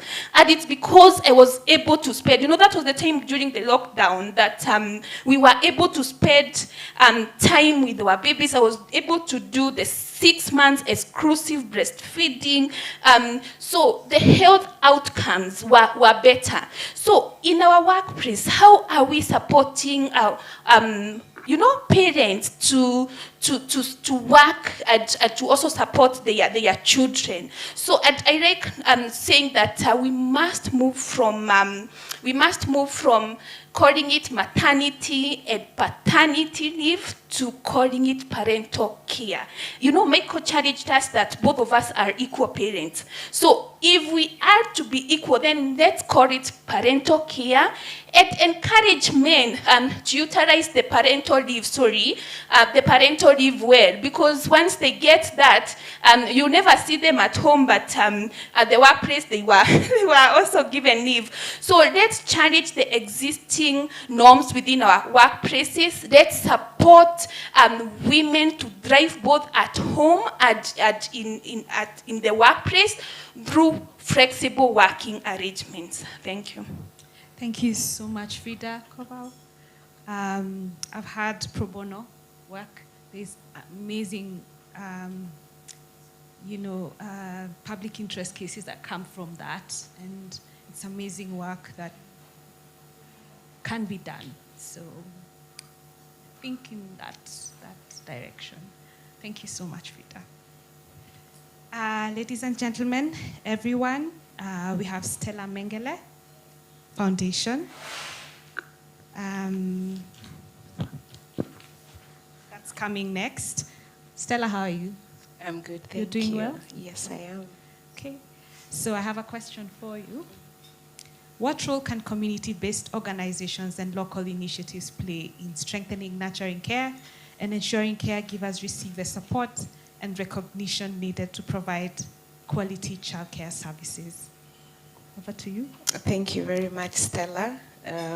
Apparently, I'm also Stella Mengele with Gift Connect. I will be direct.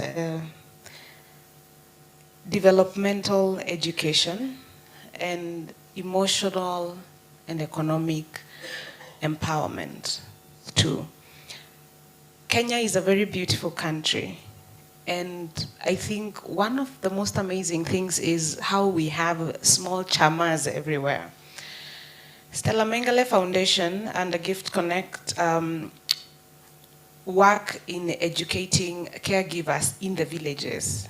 We are focusing not in the cities, because over 67% of Kenyan population is in the villages. I am a champion for educating parents and caregivers about parenting, because we are taught about very many things. We are trained to become the professionals we are. But I do not know a school that teaches people to be parents.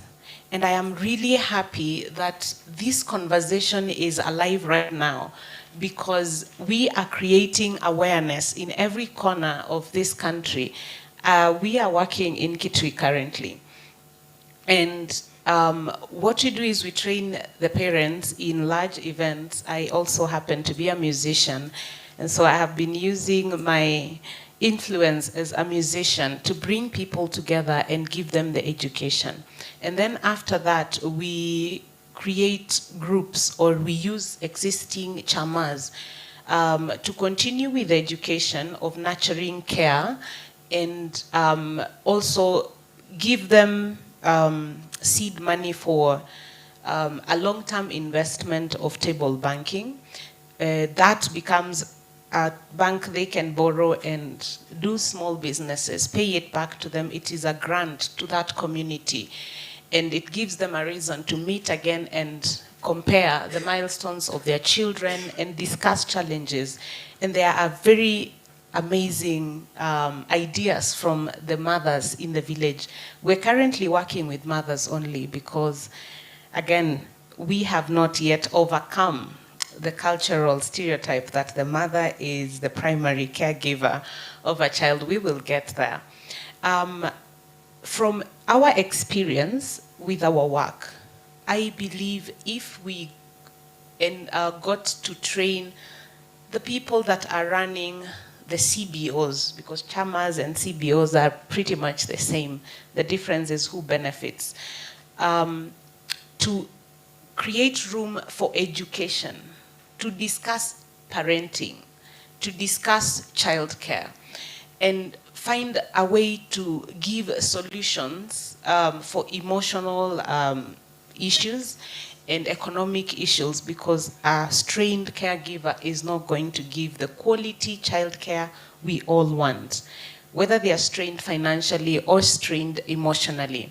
So if these CBOs would become areas where probably every once a month or every once in a quarter, they discuss childcare, or they are trained on childcare, and probably provide small loans or financial services, we would transform.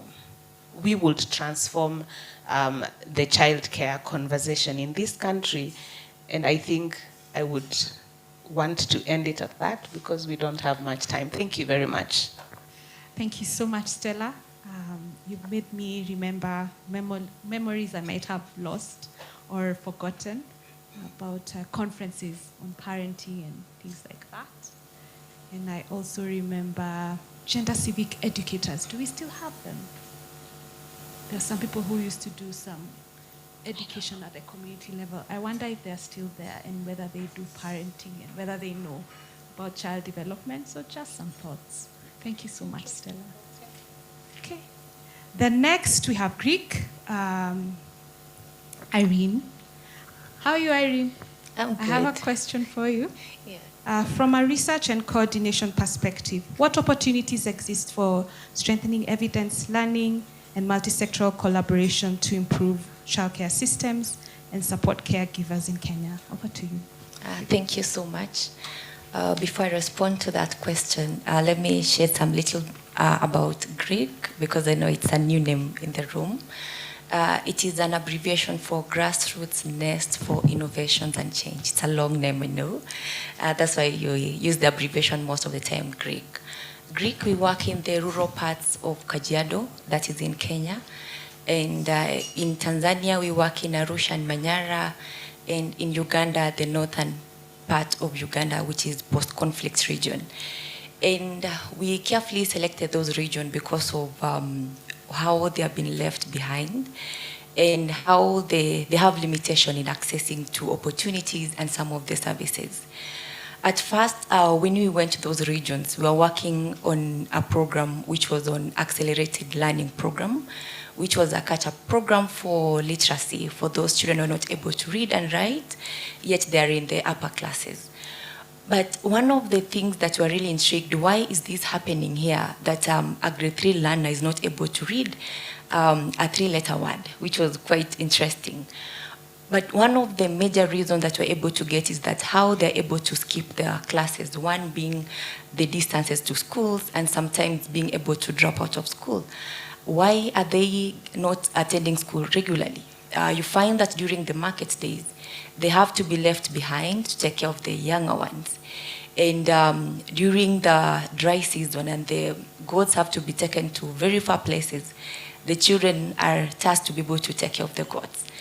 And we ask ourselves, like most of the time, we used to think that childcare is only affecting the urban and the peri-urban regions, whereby the parents are very much busy. But we realize that this may be just an assumption that we made, and realize that childcare is universal and it is needed across, not only in the urban, but also in the rural part, and especially the areas that where we think that we have the communal aspect where the grandmothers are there to take care of the grandchildren, but it is not happening at the moment. Because the grandmothers of nowadays, they're very young, they have their chamas to attend to, they have their lives to attend to. So childcare is a needed aspect even in the rural parts. And now going to the question, what are the opportunities that we do have? I know it has been talked from even the presenters before me. It is nothing new under the sun that you're going to invent. But the question that we'll need to ask ourselves, what are we going to do different? We have some of the evidences that have been generated. Most people, before they start a program, they do some researches to do if this program is going to thrive here. But what are we going to do with those particular researches? It's just for evidence. That when you're asked that we have realized this and this, but what are we going to do about that? Yes, we have read that childcare is a crisis and we need to work on it. What are we going to action on it? And as we're working, we realized that one of the opportunities we have, speaking from the rural parts of Kajiado where we are working in Kenya, we are not going to reinvent the wheel and say that childcare is a new thing under the sun. But how do we work with the existing structures to strengthen the childcare system within the ecosystem that is going to work for them? And one of the things that we have been doing is working with the communities. And I'm glad that, Stella, you're working with the CBOs, which are there in the community. And COVID has taught us much, that sometimes when things strike, we tend to run away and fear the communities. And most of the time we go back to our villages where we were born to be able to start a living. But if you're not being able to empower that particular village where we are going to go back to, we're going to get a mess. And then it will beat the purpose that you've been here talking about childcare, but it is not happening in my village. And now when we're working with the community structures in the community, is empowering the community leaders to know that they have power to change some of the things around there. We have the resources there. We have some spaces that you're not using. How do you utilize those spaces to have childcare spaces? If the woman is going to take care of the goats, if they're going to go to the market, you have a safe space they are leaving the children to. Now that opportunity is how do we leverage on the existing structures to be able to strengthen the childcare. And another thing is on how do we move from having the conversation. And I love this particular conversation here because we have the caregivers who are the end users of the talks that you're having today. How do you bring them on board? And I'll be so much glad that as we continue with these conversations, we have the caregivers represented across the regions. We have here now from the informal settlements. We'll be very much happy as Greek to bring some from the rural parts of Kajiado. They're able to speak what are the uniqueness they're facing as caregivers in the rural parts of Kajiado. We have now Malimo speaking in Isiolo, Garissa. What is the different aspect that is happening there? So that you can be able to bring, as we are working on the context, as we are working on the structures, the tools, we are capturing the voices of every caregiver wherever they are. Even the skilling manual that you're developing, are they supporting them? And I'm glad that as we are speaking about skilling the workforce, we're also thinking about their welfare, because we are dealing with human beings that we need that for them to thrive. They're able to even have support the children for them to thrive. I know time is not our side, just give me 2 more seconds. And the other one is how we are able to adapt the models to the different given context, and I've alluded to it when you're talking on how you're working with the local context. As you're working, whatever that is working in Kenya is not going to work in Tanzania, and you're able to adapt the different context in what you're doing. And my parting shot will be, as we are generating evidence, what action are we taking with the evidence that you are gathering? Thank you. Thank you so much, Frida. Evidence-based advocacy. Thank you so much. I think this was a very good panel. Not that the other one was not. It helped us recapture the memories we lost. Have I forgotten someone? Okay, maybe you can just tell us.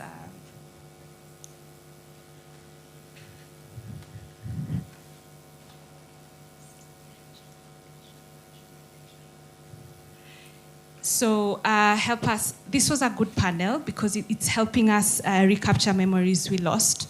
So I would call it a lost and found panel because we've recaptured a lot of what we've been silent about as a network, and which is quite important moving forward. We have not ended. I stood up because of time, and we have the Action Foundation. So I have a question for you, but we are gonna also play a clip at the end, a short clip. So Esther, from your experience working with children with disabilities and their families, what gaps exist in supporting caregivers to provide inclusive and disability-responsive childcare services, and what support systems are needed to strengthen inclusion? So as she answers, please prepare the clip. Thank you so much.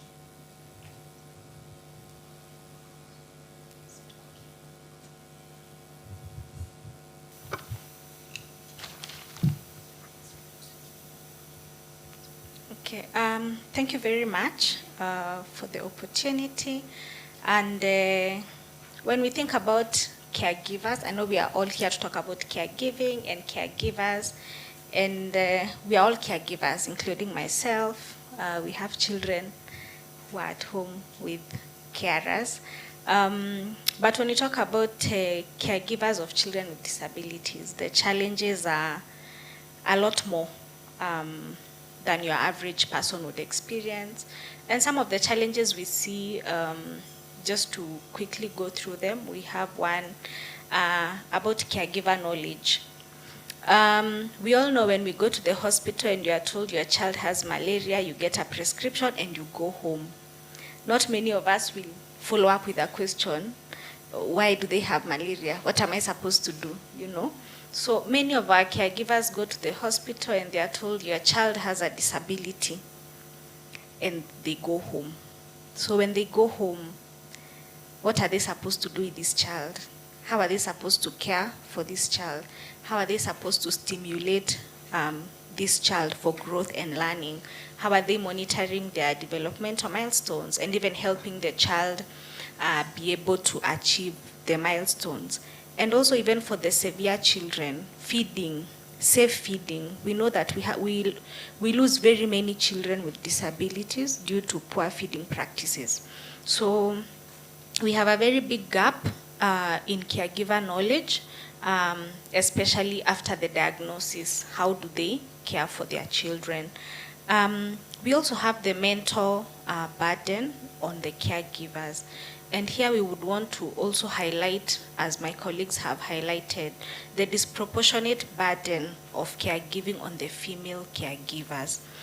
We had one of our caregivers who told us when they got their last born with a disability, the husband left.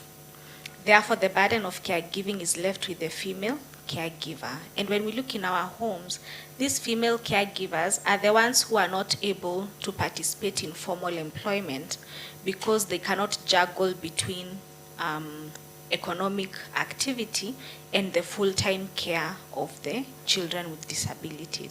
And most of the time, actually all the time, this caregiving is unpaid.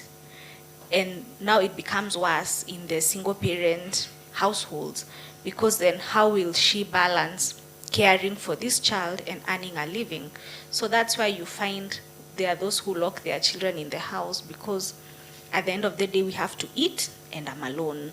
So it's quite a challenge. And also in terms of their mental space, imagine how you feel when your partner leaves you by yourself. It's quite some challenge. We have also very high disability-related costs. Let's talk about therapy. Rehabilitation is lifelong. It's not one-off treatment. So the child will be in therapy for years. That's really expensive. Transport to the health facility is very expensive.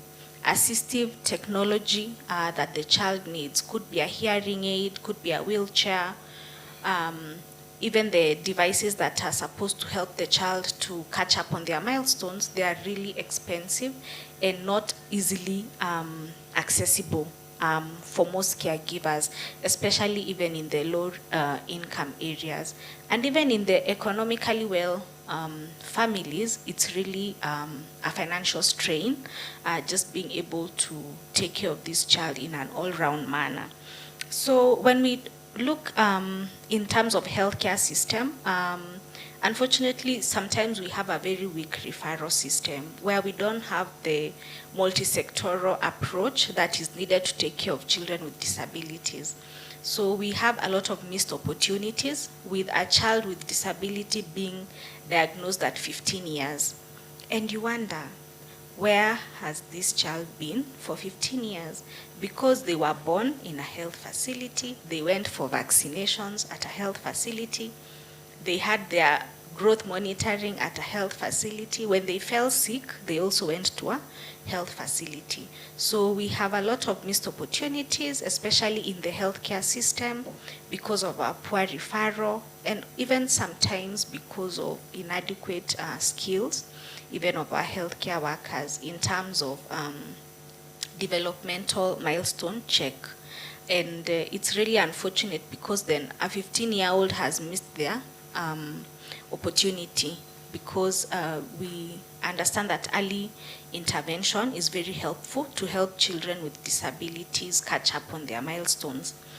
The other thing is, of course, insufficient early childhood services, where I can tell you right now a lot of rehabilitation in Kenya starts at level 4. A level 4 facility is not always accessible to the parents in the low-income areas. Not to mention they have to pay for it, transport. It becomes very inaccessible. And at the Action Foundation, we are trying to support the caregivers. Number one, their mental health. We believe when you treat the caregiver, you have treated the child. So we are supporting them to start the care groups, a lot of VSLA amongst themselves, so that they're able to even afford the basic commodities for their children, and as well as being able to support the children through mental health.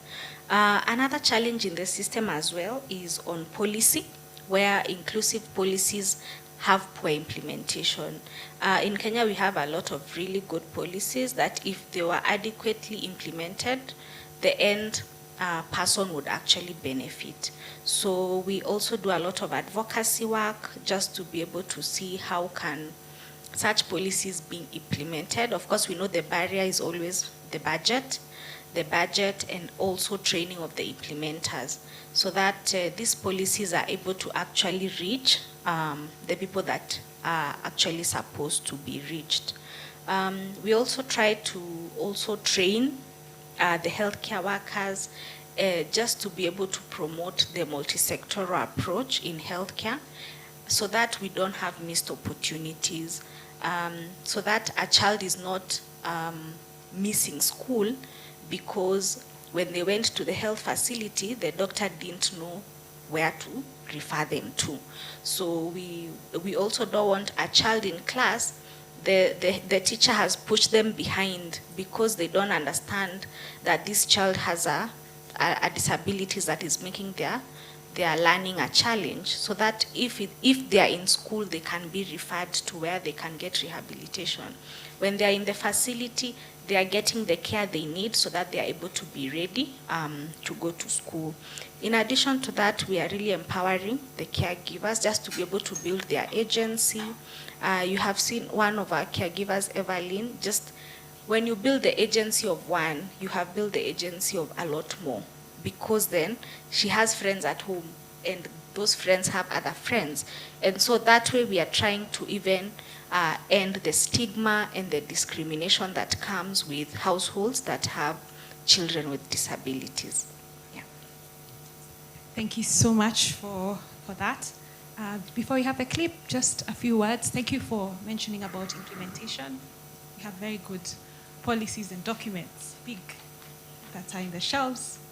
If they're implemented, we'd be doing an amazing job, better than what's already happening. There's amazing work. But I think that this Lost and Found panel has also just brought out something that is important for every person who has a child, is caring for a child, or anyone that is okay, or old, elderly, or any form of care. That these people who come to help, they are visitors in your home. They're there for a time. If you are not able to compensate them, they wouldn't care about your child or whoever it is they're helping you care for. So at the end of the day, that is your home, whether you're renting or you're a homeowner, and they're there for the pay. Some of them, very few, do it out of the goodness of their heart. So let's remember that, so that even as we are raising our babies, that you have extra, if you can, extended family support. Because for me, an example, when I was raising my own children, they're now pretty much, I can stay without a help if I want. But sometimes, you need to rest. When the house help is away, I am the domestic manager, and no one can take that job away from me. So parents, be empowered and remember that it's your home. It's your home. So if you can get extra extended family support, like we did traditionally, it can really, help go a long mile, because childcare is not new. It was there from before our forefathers and our ancestors were there. But the work that everybody is helping us do in our homes is a very important job, because we want to raise holistic children. So panel, thank you so much. And let's have the clip.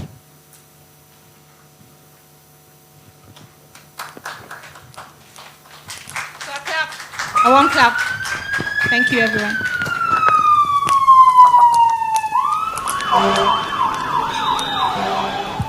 Everything is gone. In just a few hours, a place that meant everything to so many was reduced to ashes. This was our home. But before this, there was hope. For over 16 years, the Action Foundation has been a lifeline for children and youth with disabilities. And just last year, that lifeline found a new home. A space built to reach more children and youth with disabilities, more families, more communities. A safe haven where every child could be seen, heard, and supported. Until May 2nd, 2026, a fire tore through our headquarters and took everything with it. Years of work, memories, a dream we had just begun to live. But even now, the need is still here. The children are still here, and they are still counting on us. But we cannot rebuild without you. Today, we are asking you to stand with us. Your donation, no matter the amount, will help us rise again. To restore this safe haven, to continue our mission, to ensure no child is left behind. Because this was never just a building, it was a lifeline. And today, that lifeline needs you. Help us rebuild, help us restore hope. Donate now.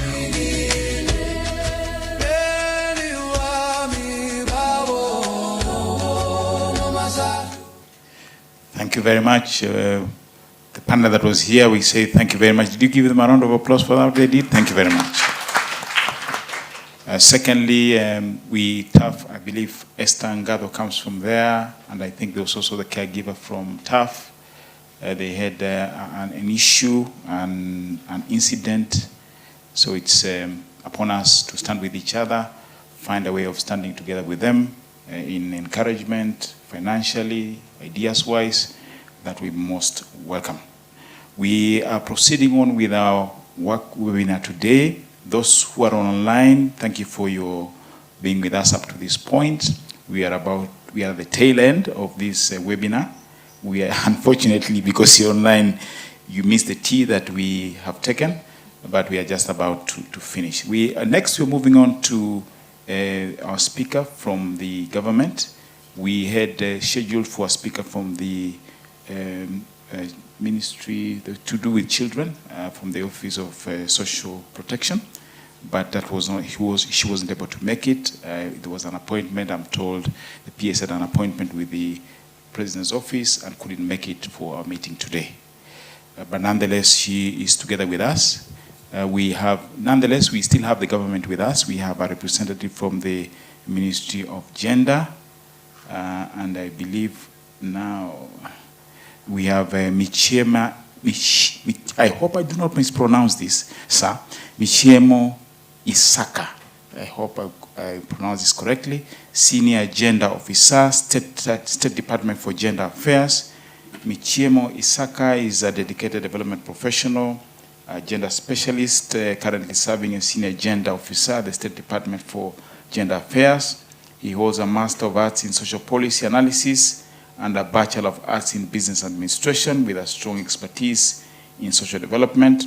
With more than 3 years of experience in community development and 2 years in financial management, he has demonstrated commitment to advancing social inclusion and community empowerment. Join me in welcoming Michemo Isaka. And forgive me if I've murdered your name. Please, karibu. Karibu. A round of applause. Ni serikali. Thank you. Welcome. Thank you.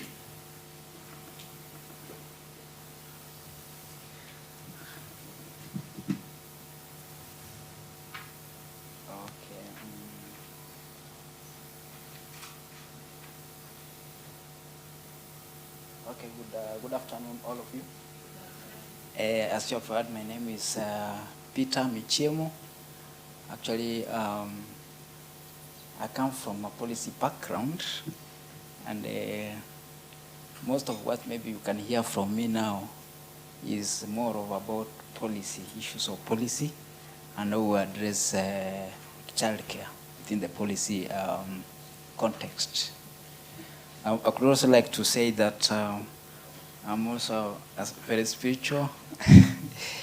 It's something I always admit, and maybe that's why sometimes I do a lot of research in this field. I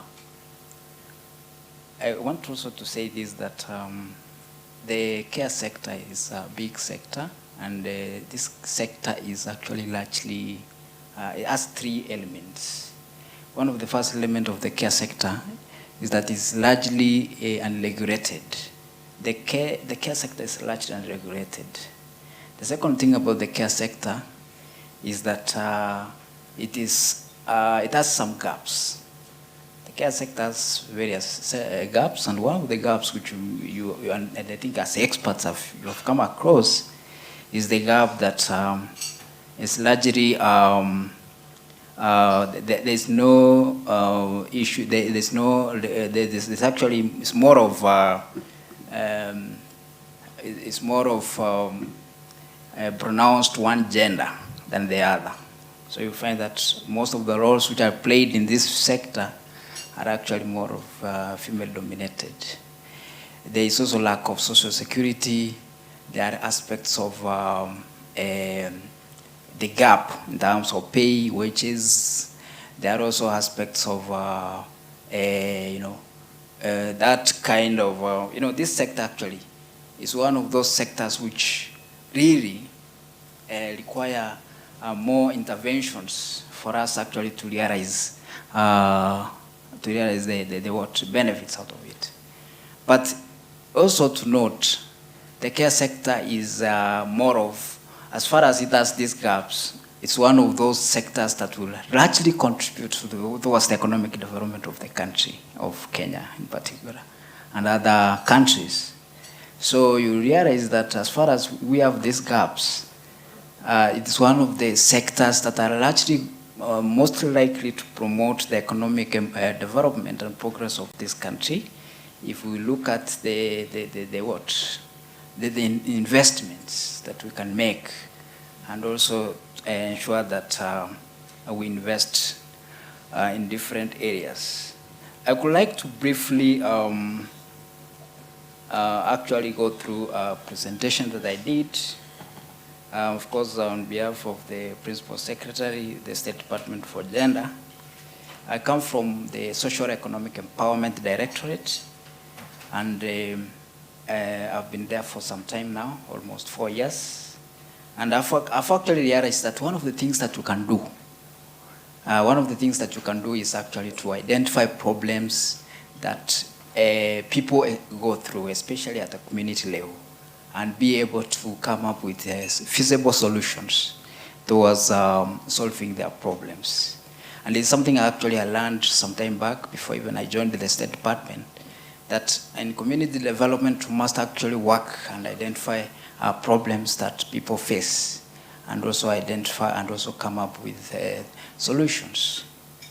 So maybe that is something, of course, each of one of us knows and understands. Let me say that in this particular forum, I was supposed to discuss about advancing gender-responsive childcare system as a drive of women economic empowerment. And it's one of those sectors, the care sector, the economy, the care sector is one of those sectors that are likely, if well invested, are likely to contribute highly towards the economic progress of women and other groups. And also all those investors who are likely to invest in this sector, whether they are men or whether they are potential investors, it's a sector that we are likely to feature a lot. The statistics from the Time Use Survey of 2021 indicates that women spend about 5 times more on unpaid care and domestic care as compared to men. And that means that women spend about 4 hours, 30 minutes, as compared to men who spend 54 minutes on such kinds of activities. Women actually bear more responsibility on care, more so on unpaid care work, and this in one way or the other, it undermines the rights that they have in pursuing other economic opportunities. Researchers also, we all know that there is this gaps in the provision of childcare, especially for those children who are below the years of 3 years. In Kenya, of course, the ECD starts from the age of, which age is that, 4? Which is it? 4 years, yeah. Started from 4 years. And of course, this missing link has really played a lot in leaving women at home and not really pursuing those productive activities they are supposed to be productive about. And therefore, this calls for both public and private investment. I also want to say that this early age of care of children is one of those ages that are very critical, and researchers indicated that a child, when that kid is between the age of 0 and 8 years, that's the time when that kid actually does what? Does a lot of development. Yeah, that kid actually undergoes a lot of development in terms of the psyche of that kid. There are also so many things that if that care is not really taken care, is not given, then of course you realize that there are some issues that could rise up later in terms of productivity of this kid, in terms of the education of this kid, in terms of even the health outcomes of this kid later on. And therefore this time of the year is very critical. I would also like to say that investment in care, in child care could really likely, statistics have indicated that if we were to invest in child care, especially for children between 0 and 3 years, we are most likely to have about more than 500,000 jobs. And this would contribute to around 15 billion Kenyan shillings towards the annual fiscal revenues. So in terms of taxes. So that's why after the 2021 Kenya Time Use Survey was undertaken through cooperation between the government and KNBS and our stakeholders, we decided, the government actually developed the national care policy. And this policy is there to promote gender equality through the establishment of a care system that supports the well-being and dignity of all Kenyans, recognizes and rewards care work. And therefore, this policy will guide investment. I'm not saying that it will guide, but it actually identifies that investment in the care economy, the care sector, is likely to contribute very highly towards the progress of people and also the country as a whole. And therefore, with the potential to create numerous job opportunities. The objective of the national care policy is to promote gender equality through establishment of a care system that supports the well-being and dignity of all Kenyans, recognizes and rewards care work. And those objectives are to recognize and value unpaid care work. Sometimes we don't really value care work. Most people, when they look at caregivers, they see them as people who actually are doing the normal or routine work they are supposed to do. Sindio? Yeah, and sometimes they look down upon them. But these people actually are doing very, very important work. Yeah? And this undervaluation, these stereotypes for caregivers has gone all the way towards even influencing the amount of money they are supposed to get. So you can be able to see that we need to do a lot in terms of recognizing. We have to come up with a framework of ensuring that all caregivers are recognized. The work they are doing is recognized.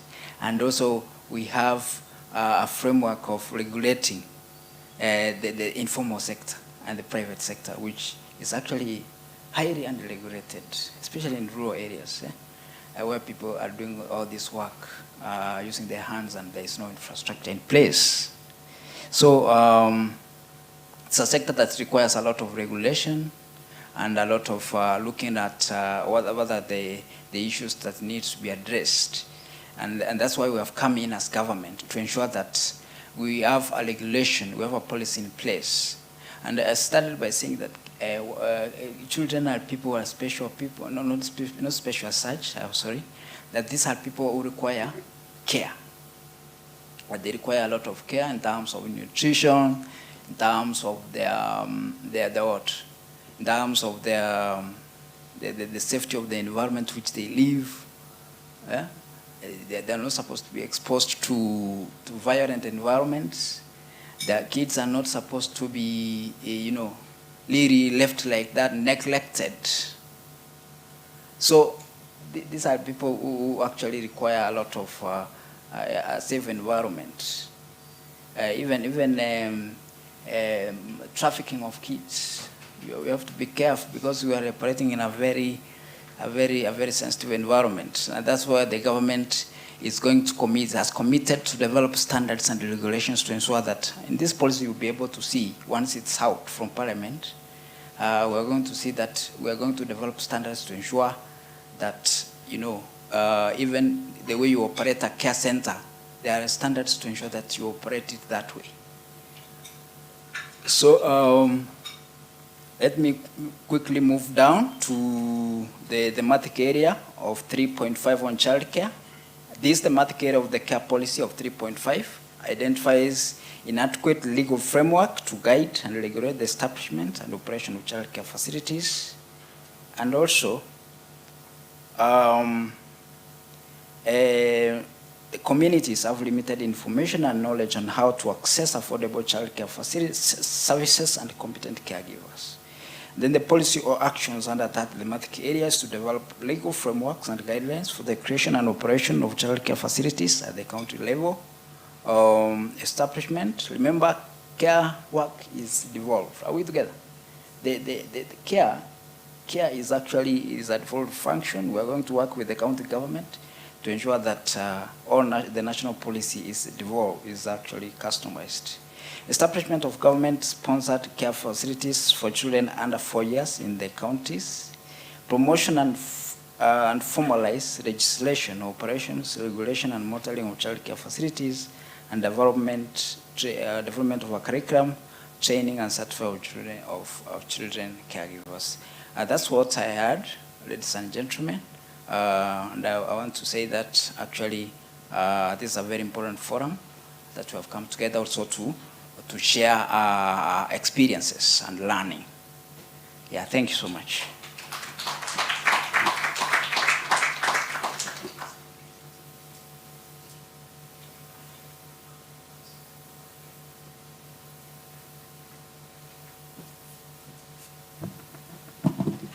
Thank you so much for that presentation.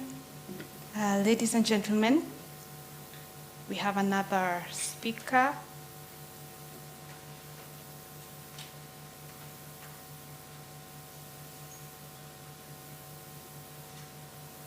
We have one speaker, and then we will have a closing remarks. Then we'll have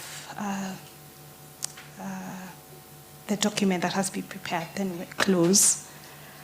So next we have Cindy Lithimbi, who's the Policy and Partnerships Lead at Nurture First.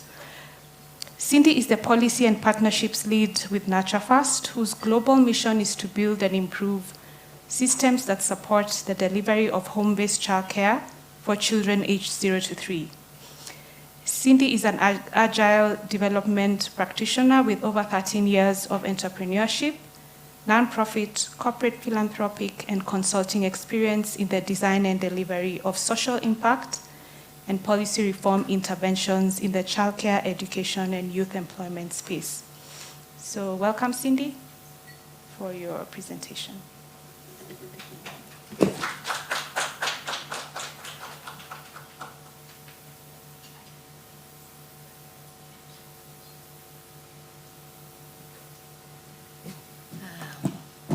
Good afternoon, everybody. I'm delighted to be here to offer this presentation. I just need to connect my laptop. Any tech support? Thank you.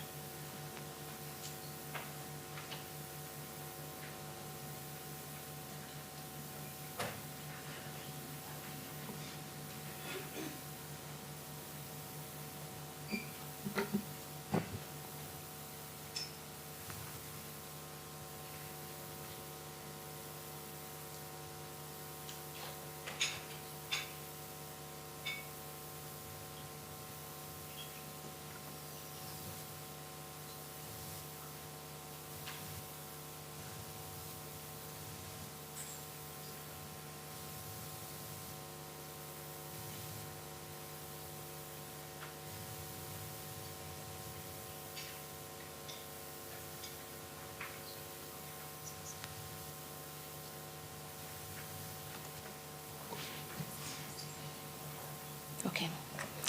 So once again, good afternoon, everybody. Yes, I'm sorry for that slight hitch. Well, first of all, it is a great honor to be here. I have really, really enjoyed the discussion so far. I think one thing that has stood out for me from the way this has been curated is that really we are one vast childcare ecosystem. Parents, employers, supported models, children, community models. We're all part of a much broader care ecosystem, and we really need to band together to achieve the change that we want to see in this sector and for our children in this country. So I want to just appreciate the organizers for the way this has been thoughtfully curated. So my name is Cindy Lithimbi, as been said. I work with an organization called Nurture First. Nurture First, as we wait for the slides, Nurture First is focused on strengthening systems that support home-based childcare.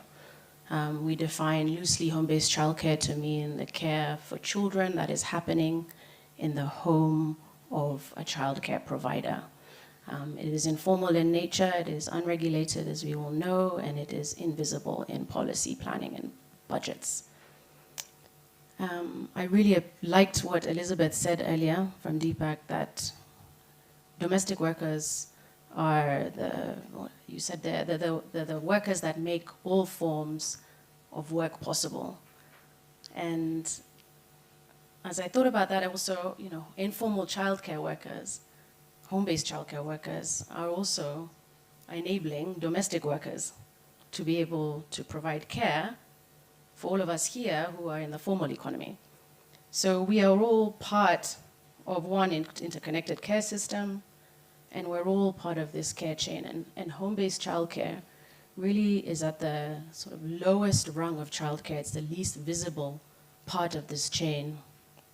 And so Nurture First exists to strengthen the support systems, and we do this in 4 main ways. These are the 4 pillars that we see as critical, that need to shift and be strengthened in order to have strong support systems for home-based childcare.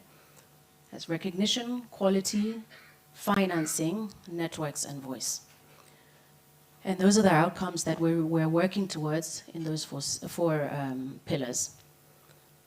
And we do this both at a country level, and at a global level.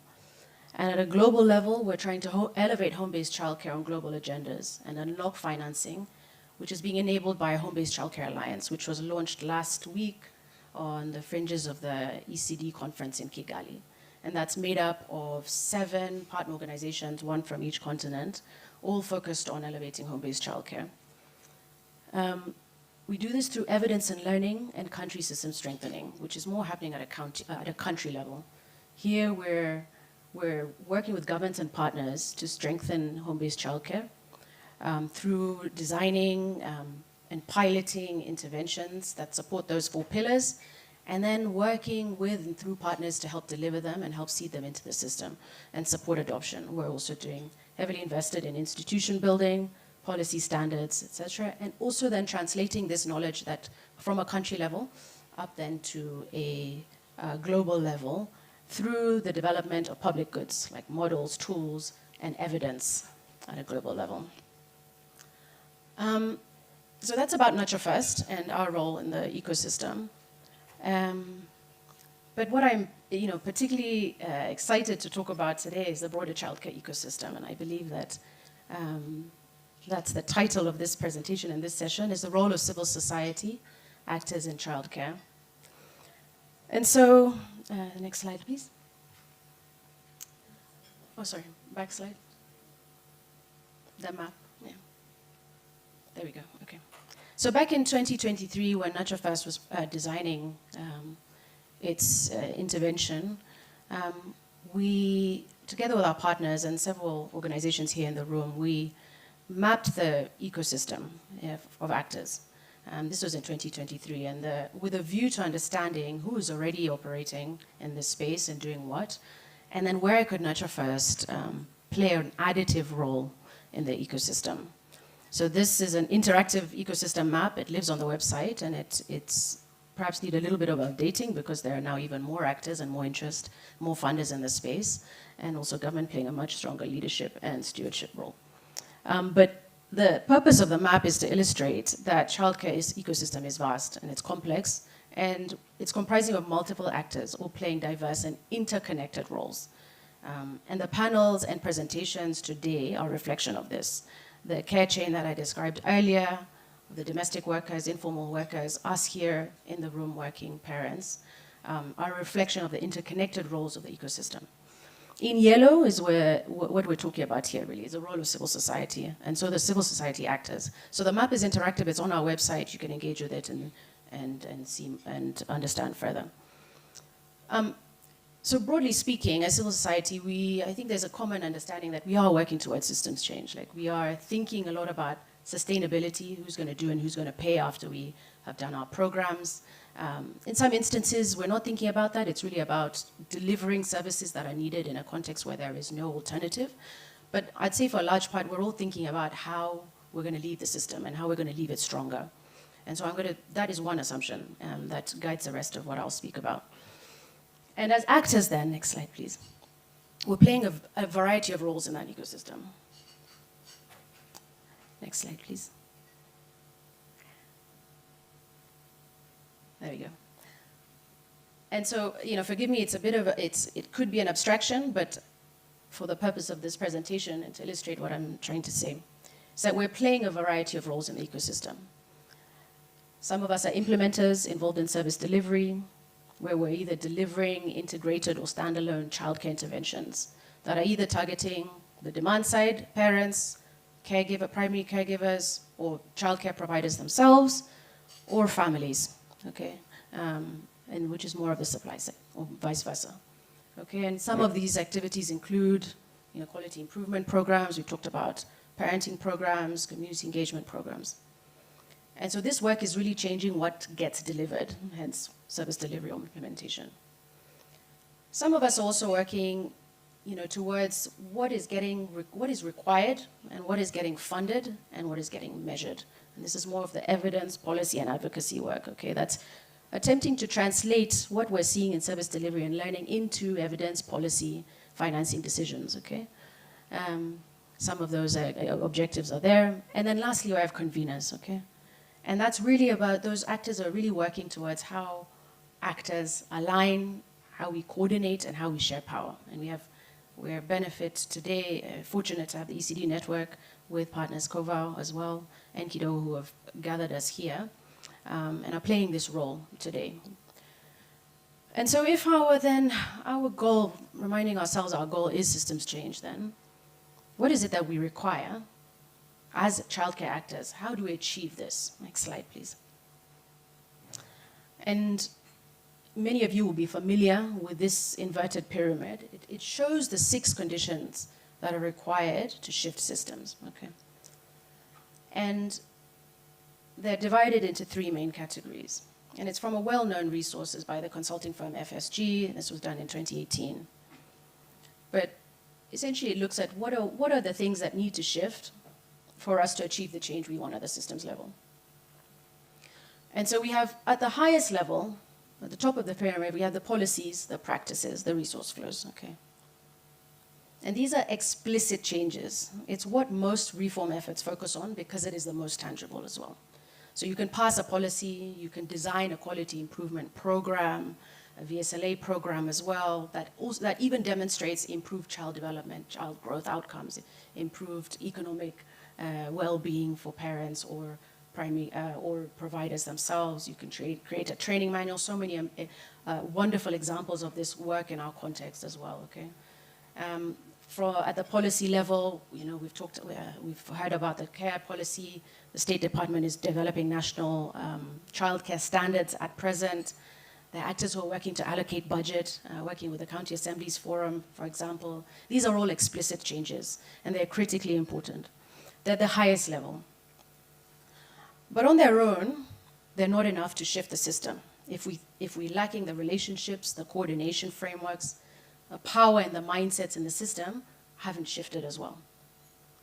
And now these are the less visible conditions that are harder to address, as we all know. But they're the ones that create the greatest impact and have the long-term systems transformation in mind. Okay? And so the middle layer is really semi-explicit, that focuses on connections and power. Who is connected to whom? Who has voice? Who is trusted to lead? Who controls the decisions? And who's involved in that decision-making process? So a system, we may benefit from having a very strong policy, but if as actors we're not organized, counties are not coordinated, the grassroots, the community members are not organized, have limited influence, are not demanding quality as well, then implementation will remain weak. Okay? It's part of the solution, not all of it. And then, of course, lastly, we have the mental models. Okay, and that's really asking ourselves, how do we perceive as a community, as a society? What are the norms around which we talk about and we view childcare? And I think we've heard so much about this today and our role, both as women and men, in that as well. So a key point here is that each of these conditions are interconnected. They're all mutually reinforcing. Okay, and they can all be addressed by all of us simultaneously, and we influence one another. So now if we just briefly try and map now, as actors, where are we playing in this ecosystem? Where are we playing with regard to the conditions that are needed to shift the system? Majority of us are operating at this structural change, explicit change level. Okay? And we understand this, from mapping the ecosystem, but also looking at funding flows. Okay? Where is most of the money, and as you all know, most of it is going towards delivery. Okay? We're delivering a quality intervention, a quality program. We're piloting a new financial inclusion intervention. We're trying to learn, etc. All of that is falling under practices, and some of it under policies as well. Typically, 50 to 60% of total funding is going to implementation and service delivery, and 25 to 30% is going towards research, policy, and advocacy. And just how we came to these figures is we looked at the biggest funders in the ECD ecosystem, and we're looking at childcare, but also ECD more broadly, and then looked at the programs they're funding to try and arrive at this analysis of funding. If we look at the semi-explicit, the relational change, okay, which is all about where conveners really operate. So us here, ECD Network, we have the Home-Based Childcare National Association as well, other conveners as well in the space and ECD sector.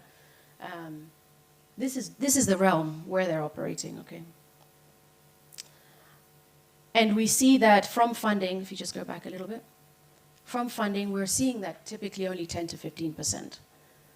And there's a growing body of work around who are conveners, and some people in some circles are calling them systems catalysts.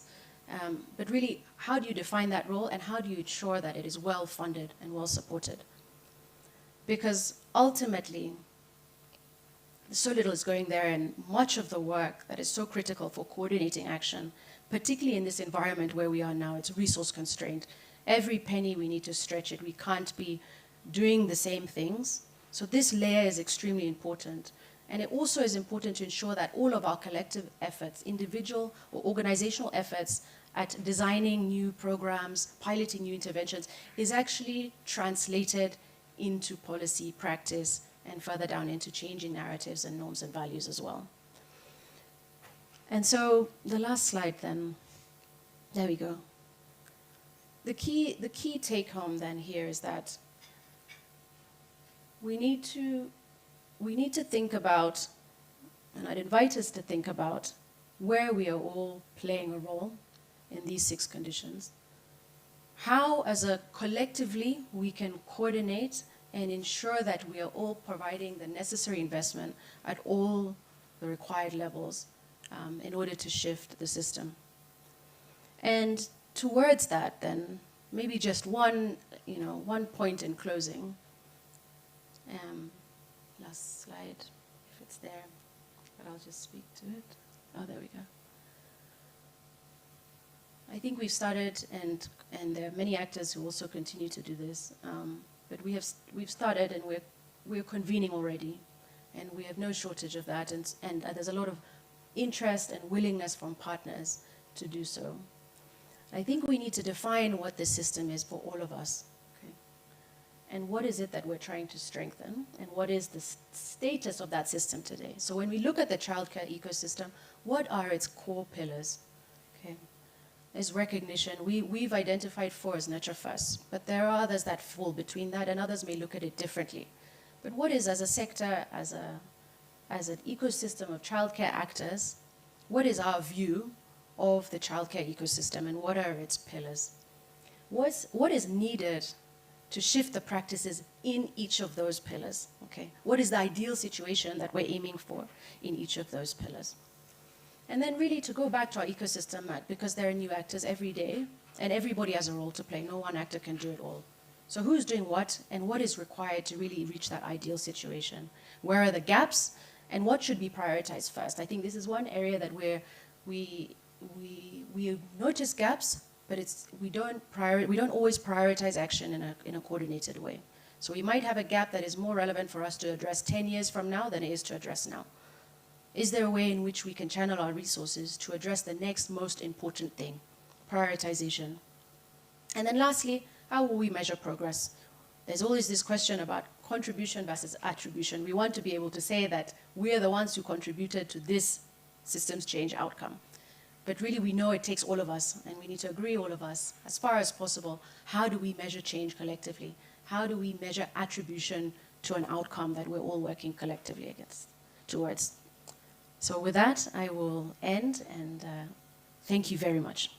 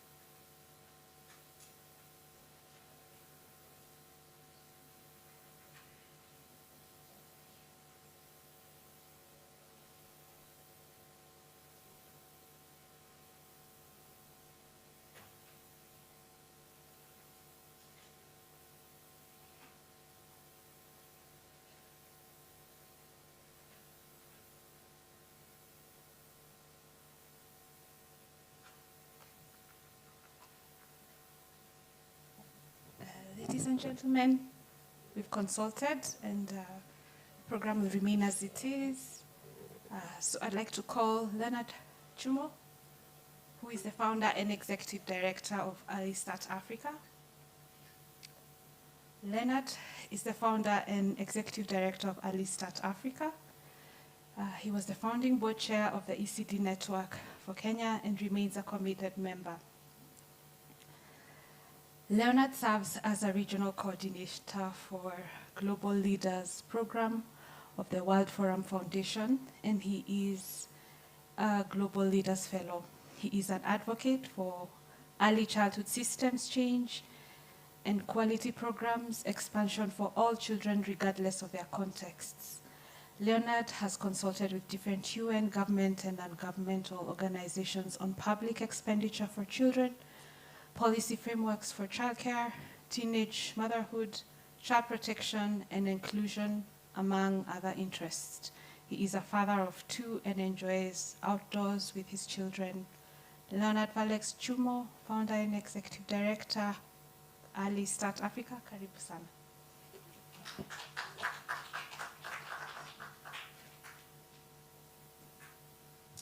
Okay, good afternoon.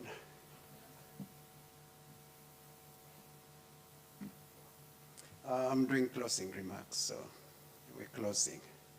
Yeah. All invited guests, protocols observed. Thank you for the wonderful conversations we've had entire morning to the afternoon. Forgive my voice a bit. Little cough changed my voice from being a Kenyan to someone from Europe or the West, I guess. But I hope you can hear me. And thank you, colleagues who are online. Let me first say that as an organization, Early Start Africa, we are making our contributions, just as many of you, and I take this moment to recognize the roles we all play, and especially the people who are doing the actual work, our caregiver managers, entrepreneurs, and the center managers and the actual caregivers on the ground. I think I look back many years ago when we started the ECD network, from very small boardrooms that we would ask people to help us to buy a cup of tea, help finance the meeting space for our consultations, and Stella and others will remember that. Colleagues from Kidogo, UNICEF, and others. And we've come a long way. And I'm not talking about a century. It's just about a decade or thereabout. We've already made some progress. We would not have caregivers in the house. The conversation would not have been very real. We were talking about theories, and we were trying to convince people that early years really matter. And most of us were not even from early childhood. I remember I had just come from working for Barclays, and so conversations about early childhood were really new, yet we were supposed to drive that conversation. So I take this moment to celebrate the steps that we've made, but I also recognize that we still have a long way to go. And as an organization, we're making our small difference, and that's what matters. We build a model, and not necessarily physical, but a model of early childhood transitional programs that support parents and communities to facilitate. Again, our work with parents is to support, not to train them, not to tell them what to do. And we're just coming in to play a supportive role. And that's what we all must acknowledge. We're not experts in parenting. I'm a father of 2. And they told me a long time ago, you cannot write a book about teenage parenting until you have graduated from being 1. So none of us is an expert in parenting until you have actually exceeded the parenting stage. And we know today that parenting never stops. We have grandmothers, grandparents, so that job will always evolve. And so we will always be supporting and not be the experts. And we are engaged in parent support initiatives, transition to play-based early learning programs, and influencing similar public and private sector conversations. So from my listening here today, we have derived many consensus, and I just list some of them. The first 5 years are crucial in child development, a period of rapid brain growth that shapes the future of a child, health, learning, and success in life.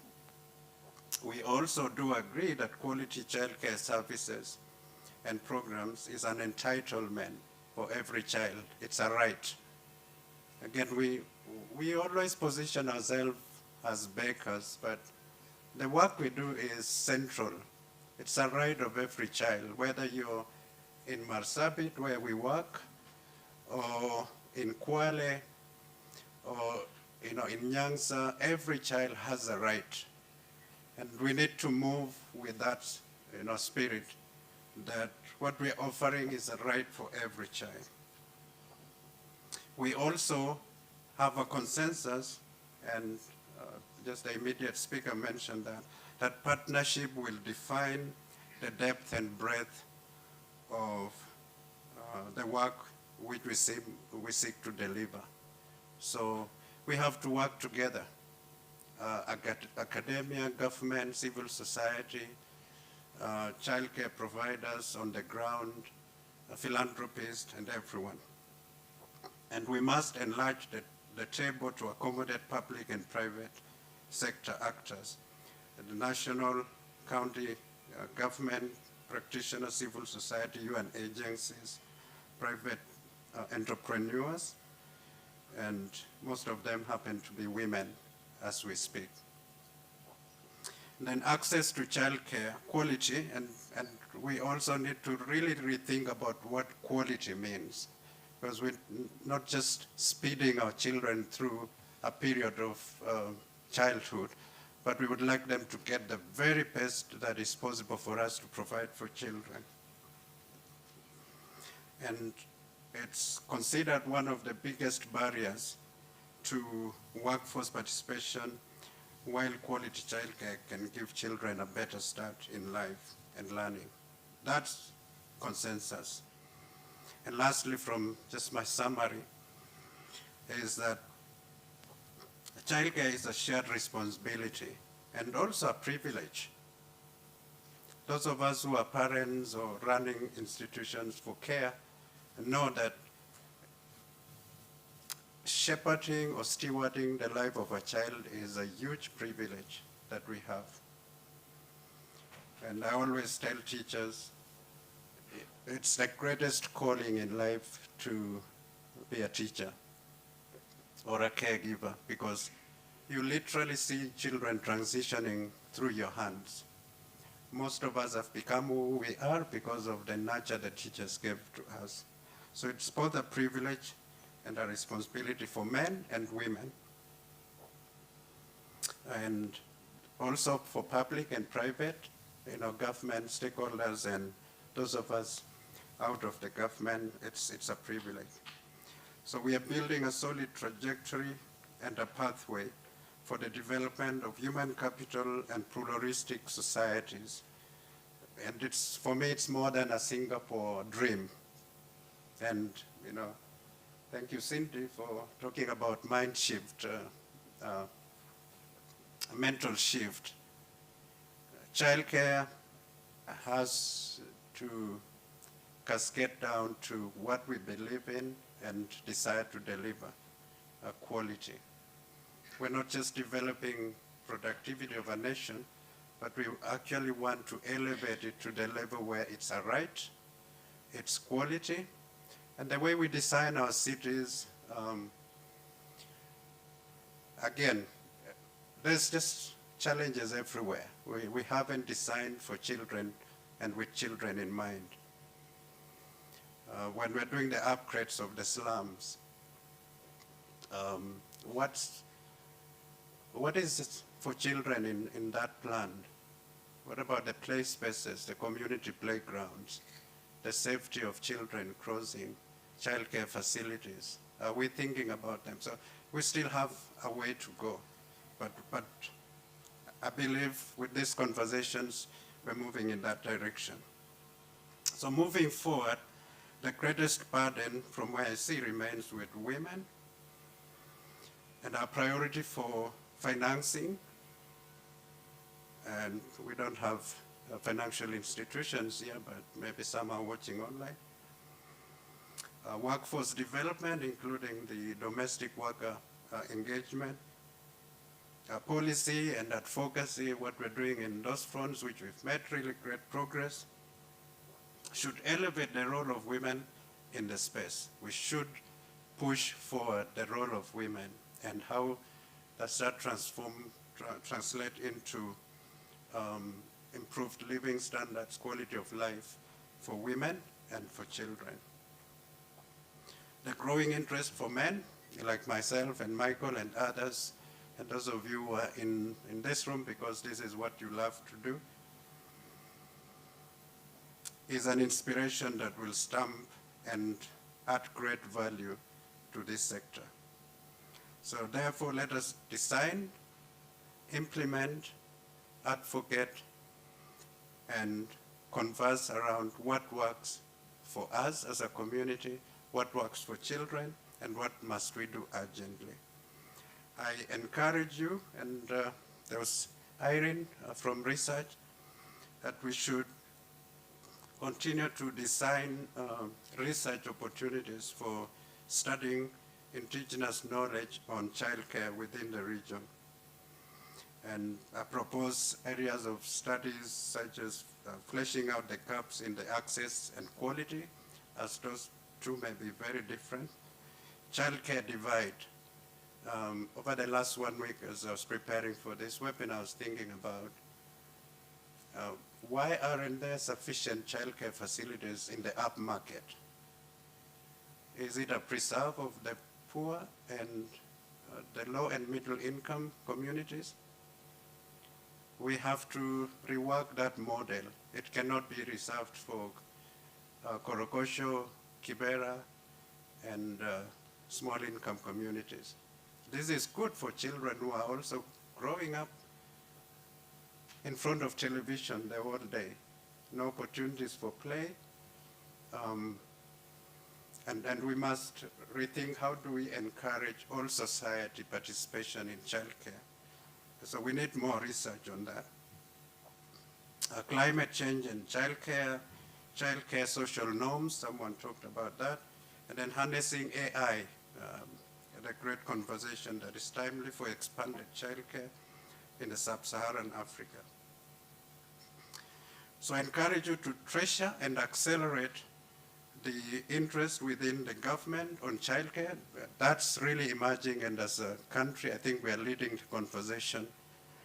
And thanks to our colleagues from Line Ministries for falling in love with this conversation and also participating fully.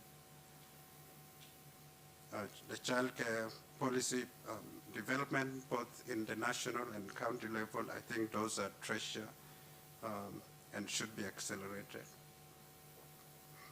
My challenge as we come close to the end of this is that we do more than we speak, though we must speak.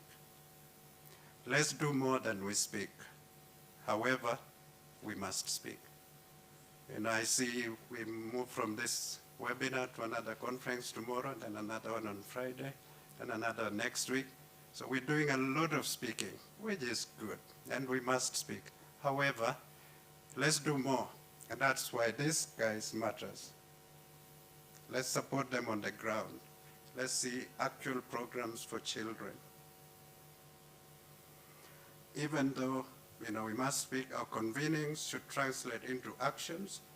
Our communiques, one is coming up, should translate into deliverable programs for women, children, and families. And our policies must not be suggestions, as someone said, but they should have budgetary allocations. Thank you, and nice afternoon.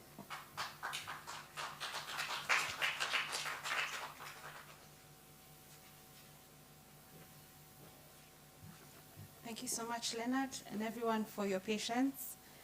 Ladies and gentlemen, everyone, we are coming to a close, and we have a call to action here that has been put together by Corval.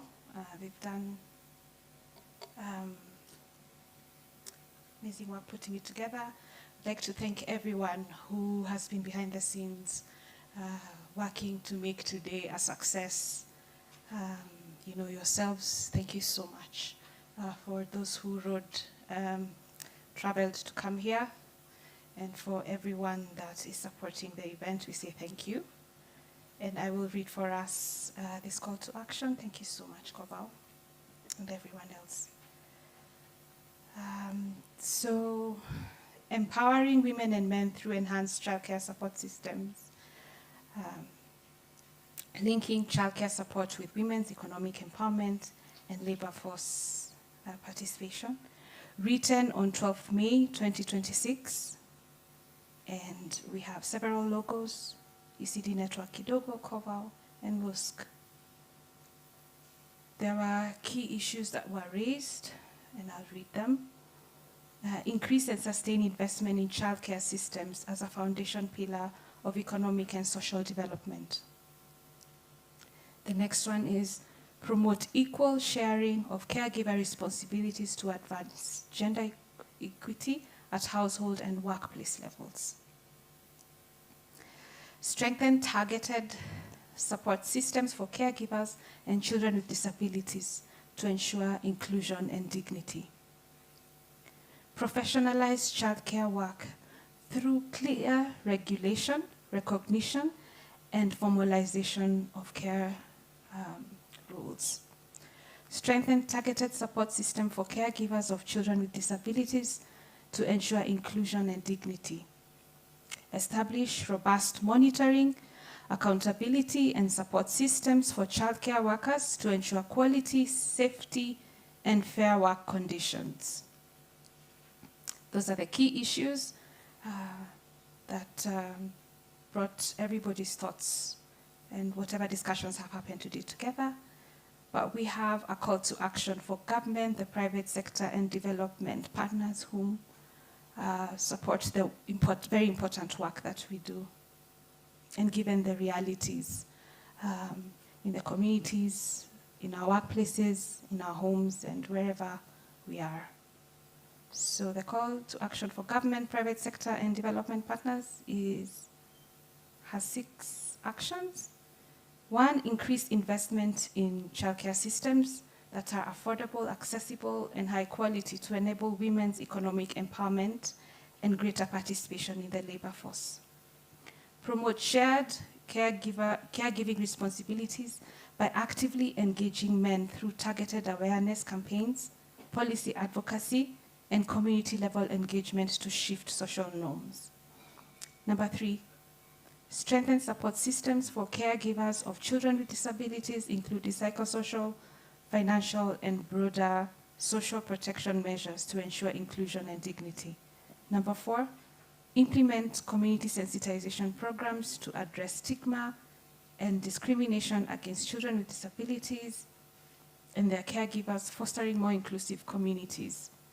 Number 5, professionalize the childcare sector through standardized training, certification, regulation, and enforcement of labor protections to ensure decent work conditions and quality care.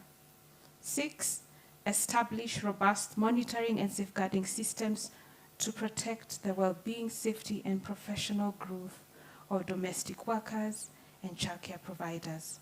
So together, we can transform childcare and into a recognized, supported, and dignified sector that enables both children and caregivers to thrive.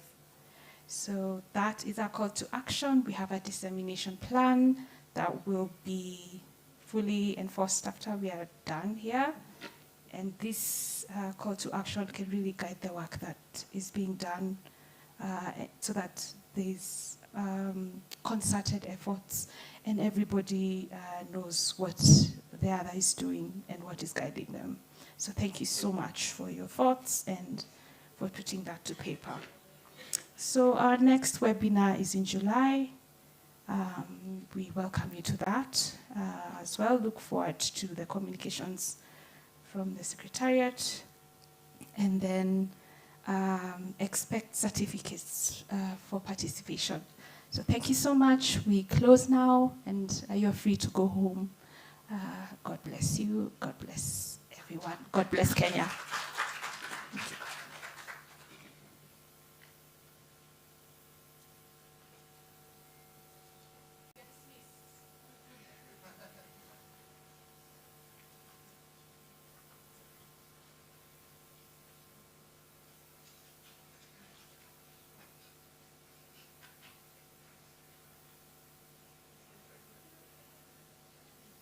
Thank you very much for your... Is it on? Can you hear me? Yeah, thank you very much for your participation throughout this morning. We have come to the end, and lunch is served. Take your lunch before you go home. Online, next time when you join us, you'll also take lunch.